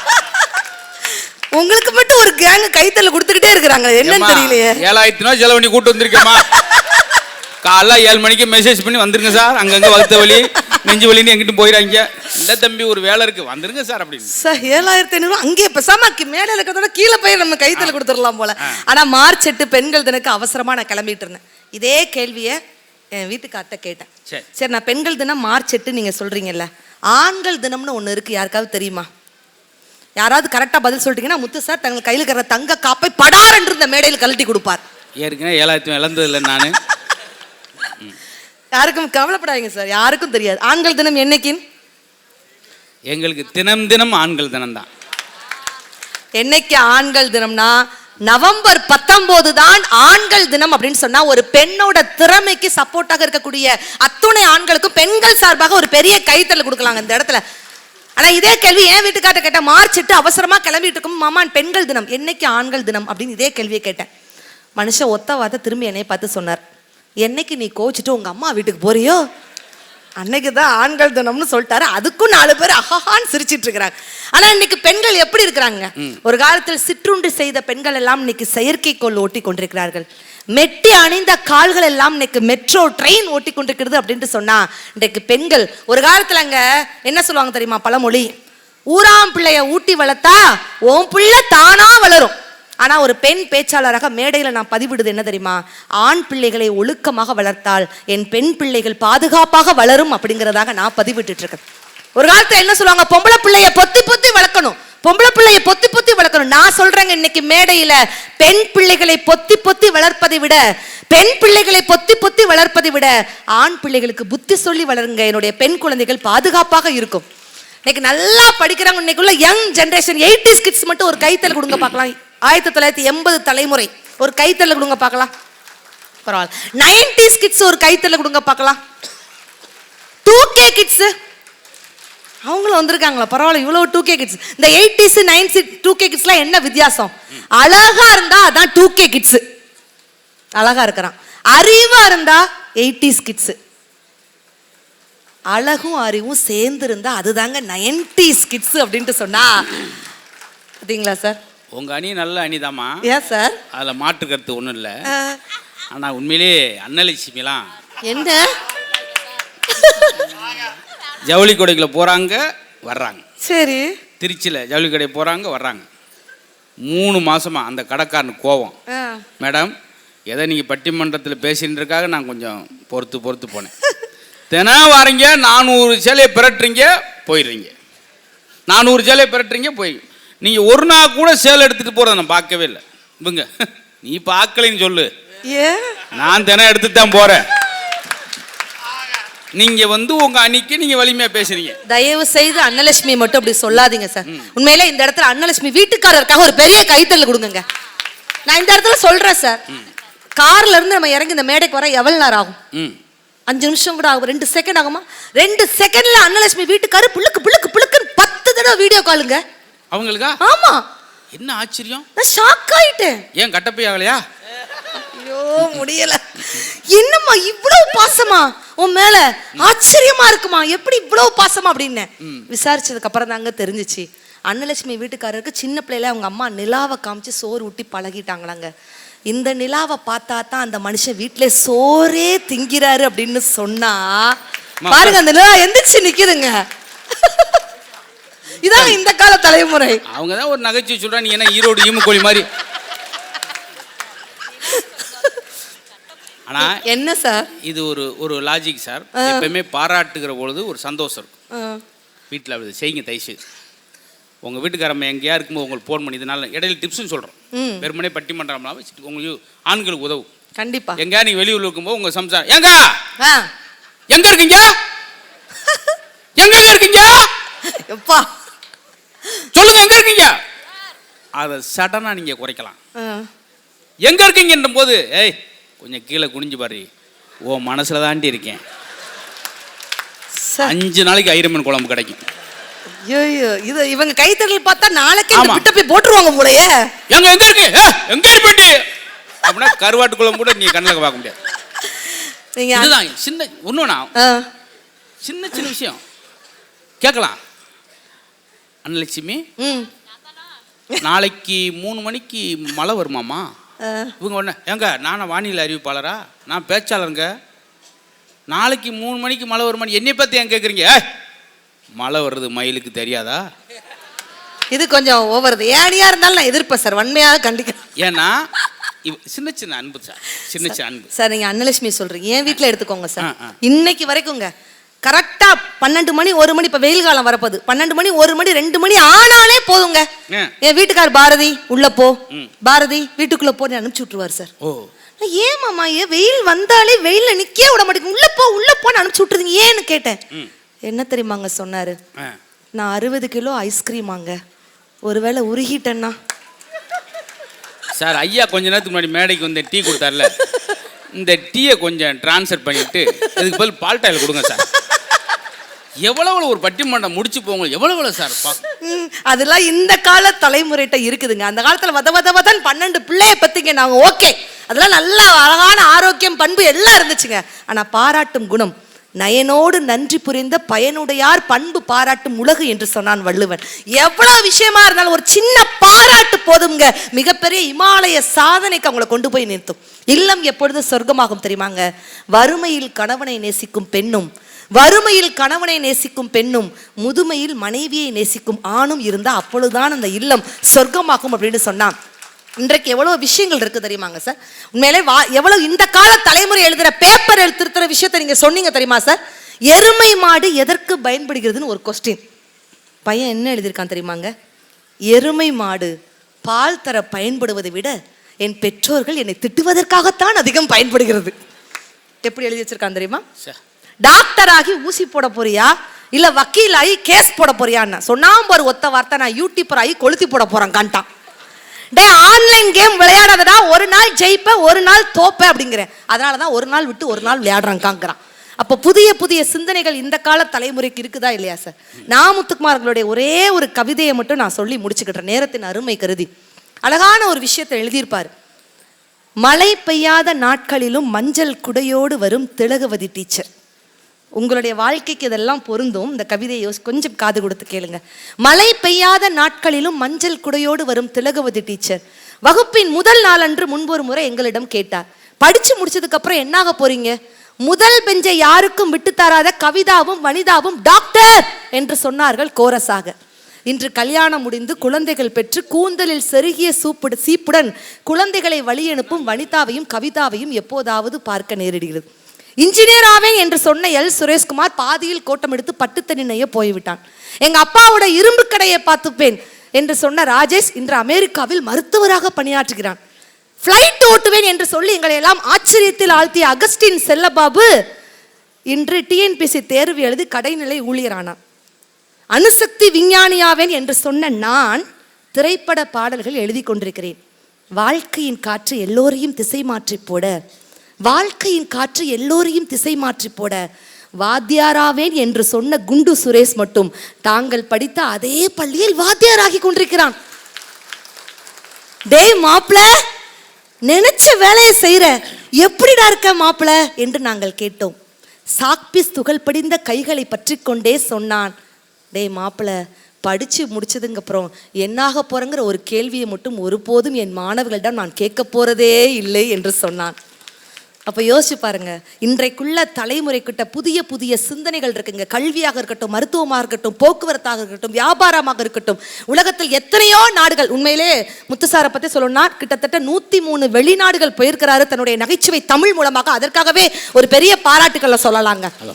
ஒவ்வொரு நாடுக்கும் ஒரு சிறப்பம்சம் இருக்கு. உலகத்தில் கொசுக்களே இல்லாத நாடு ஐலண்ட், காடுகளே இல்லாத நாடு கத்தார், ரயில்களே இல்லாத நாடு ஆப்கானிஸ்தான், ஏழைகளே இல்லாத நாடு சிங்கப்பூர், பள்ளிக்கூடங்களே இல்லாத நாடு திபெத், தனக்கென தேசிய தினம் இல்லாத நாடு டென்மார்க், தனக்கென தேசிய மொழி இல்லாத நாடு சுவிட்சர்லாந்து, பாம்புகளே இல்லாத நாடு ஹவாய் தீவு. ஆனா அன்பை மட்டும் கருவியாக கொண்டு ஒரே நாடுனா நம் இந்திய நாடு அப்படின்ட்டு சொன்னா அது என்றென்றைக்கும் இன்றைய சூழலில் நிலவிக்கொண்டே இருக்கிறது. நீங்கள் இன்றைய தலைமுறைக்கே என்ற தீர்ப்பு வழங்குவீர்கள் என்ற நம்பிக்கையோடு விடைபெறுகிறோம். நன்றி, வணக்கம் ரசிக பெருமக்கள். இஞ்சி மரப்பா சாப்பிட்டு இழைச்சதில்லைன்ற மாதிரி இவர் ஒரு பக்கம்னா அவங்க ஒரு பக்கம். இவங்க அழகாக பேசினாங்க என்பதை விட எங்கள் பெரம்பலூர் மக்கள் அழகாக ரசித்ததனால் அவர் அழகாக பேசினார். கண்ணதாசன் அவர் சொன்ன மாதிரி ரசிகன் இல்லாத அழகும் கலையும் பெருமை கொள்ளாதம்மா. நீங்கள் இல்லாட்டி நாங்களாக பேச முடியும், மாறி மாறி ஒன்றும் முடியாது. வாட்ஸ்அப்பில் தான் பேசிட்டு போக முடியும். அழகாக சொன்னீங்க. இந்த புத்தகம் என்ன செஞ்சிச்சு எல்லாம் சொல்லி அதை தொட்டுக்கிறாங்க பார்த்தீங்களா. பகத்சிங் அவர்களுக்கு காலையில் தூக்கு சார். அப்போ அந்த ஜெயில் வார்டன்ட்ட சொல்கிறார், லெனின் அவர்களை பற்றி ஒரு புத்தகம் கேட்டிருந்தேனே, அது நீங்கள் கொடுக்கலையே. இன்னும் 4-5 மணி நேரத்தில் உனக்கு தூக்கு போட போகிற, இப்போ புத்தகம் கேட்குற. ஆனால் இறக்கும்போது கூட ஒன்றை புதிதாக தெரிந்து கொண்டு இறக்க வேண்டும் என்று அந்த இளைஞன் நினைத்தான் பார்த்தீங்களா. அதெல்லாம் இன்ன வரைக்கும் பூமியில் இருக்கா சார்.